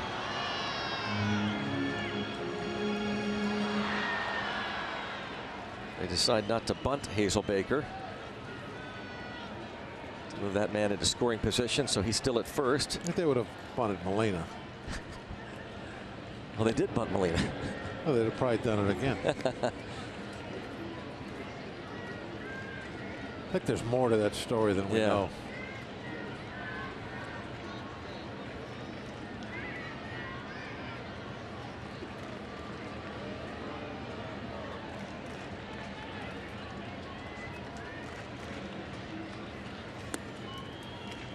Strike one.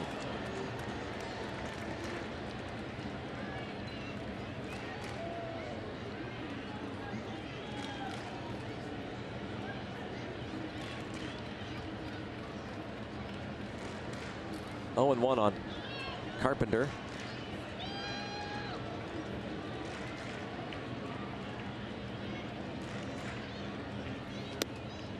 We're talking, by the way, in case you missed earlier, the very first inning, the Cardinals got a leadoff double from Matt Carpenter against Jeff Locke. Stephen Piscotty, Matt Holliday walked to load the bases. Randall Grichuk grounded a single to left to bring home a pair of runs. And then Yadier Molina bunted. Squared around and bunted. Not for like a base hit. Squared around and bunted straight back to Locke, who got the easy force out then at third. And it really does make you wonder. It makes you wonder about the health of Yadier Molina. Had surgery, 2 surgeries on that hand before the season.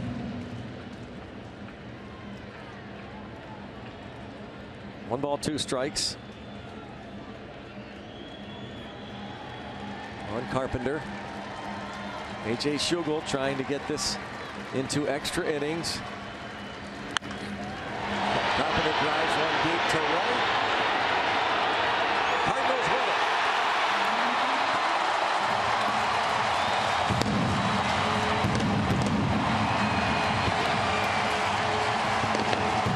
Carpenter has been quite the hero around here for quite a while now.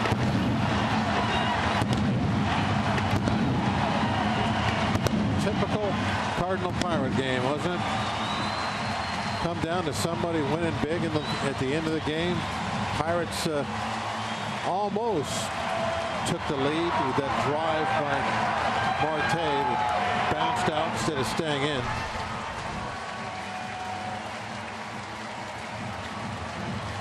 Took a change up on the outside corner.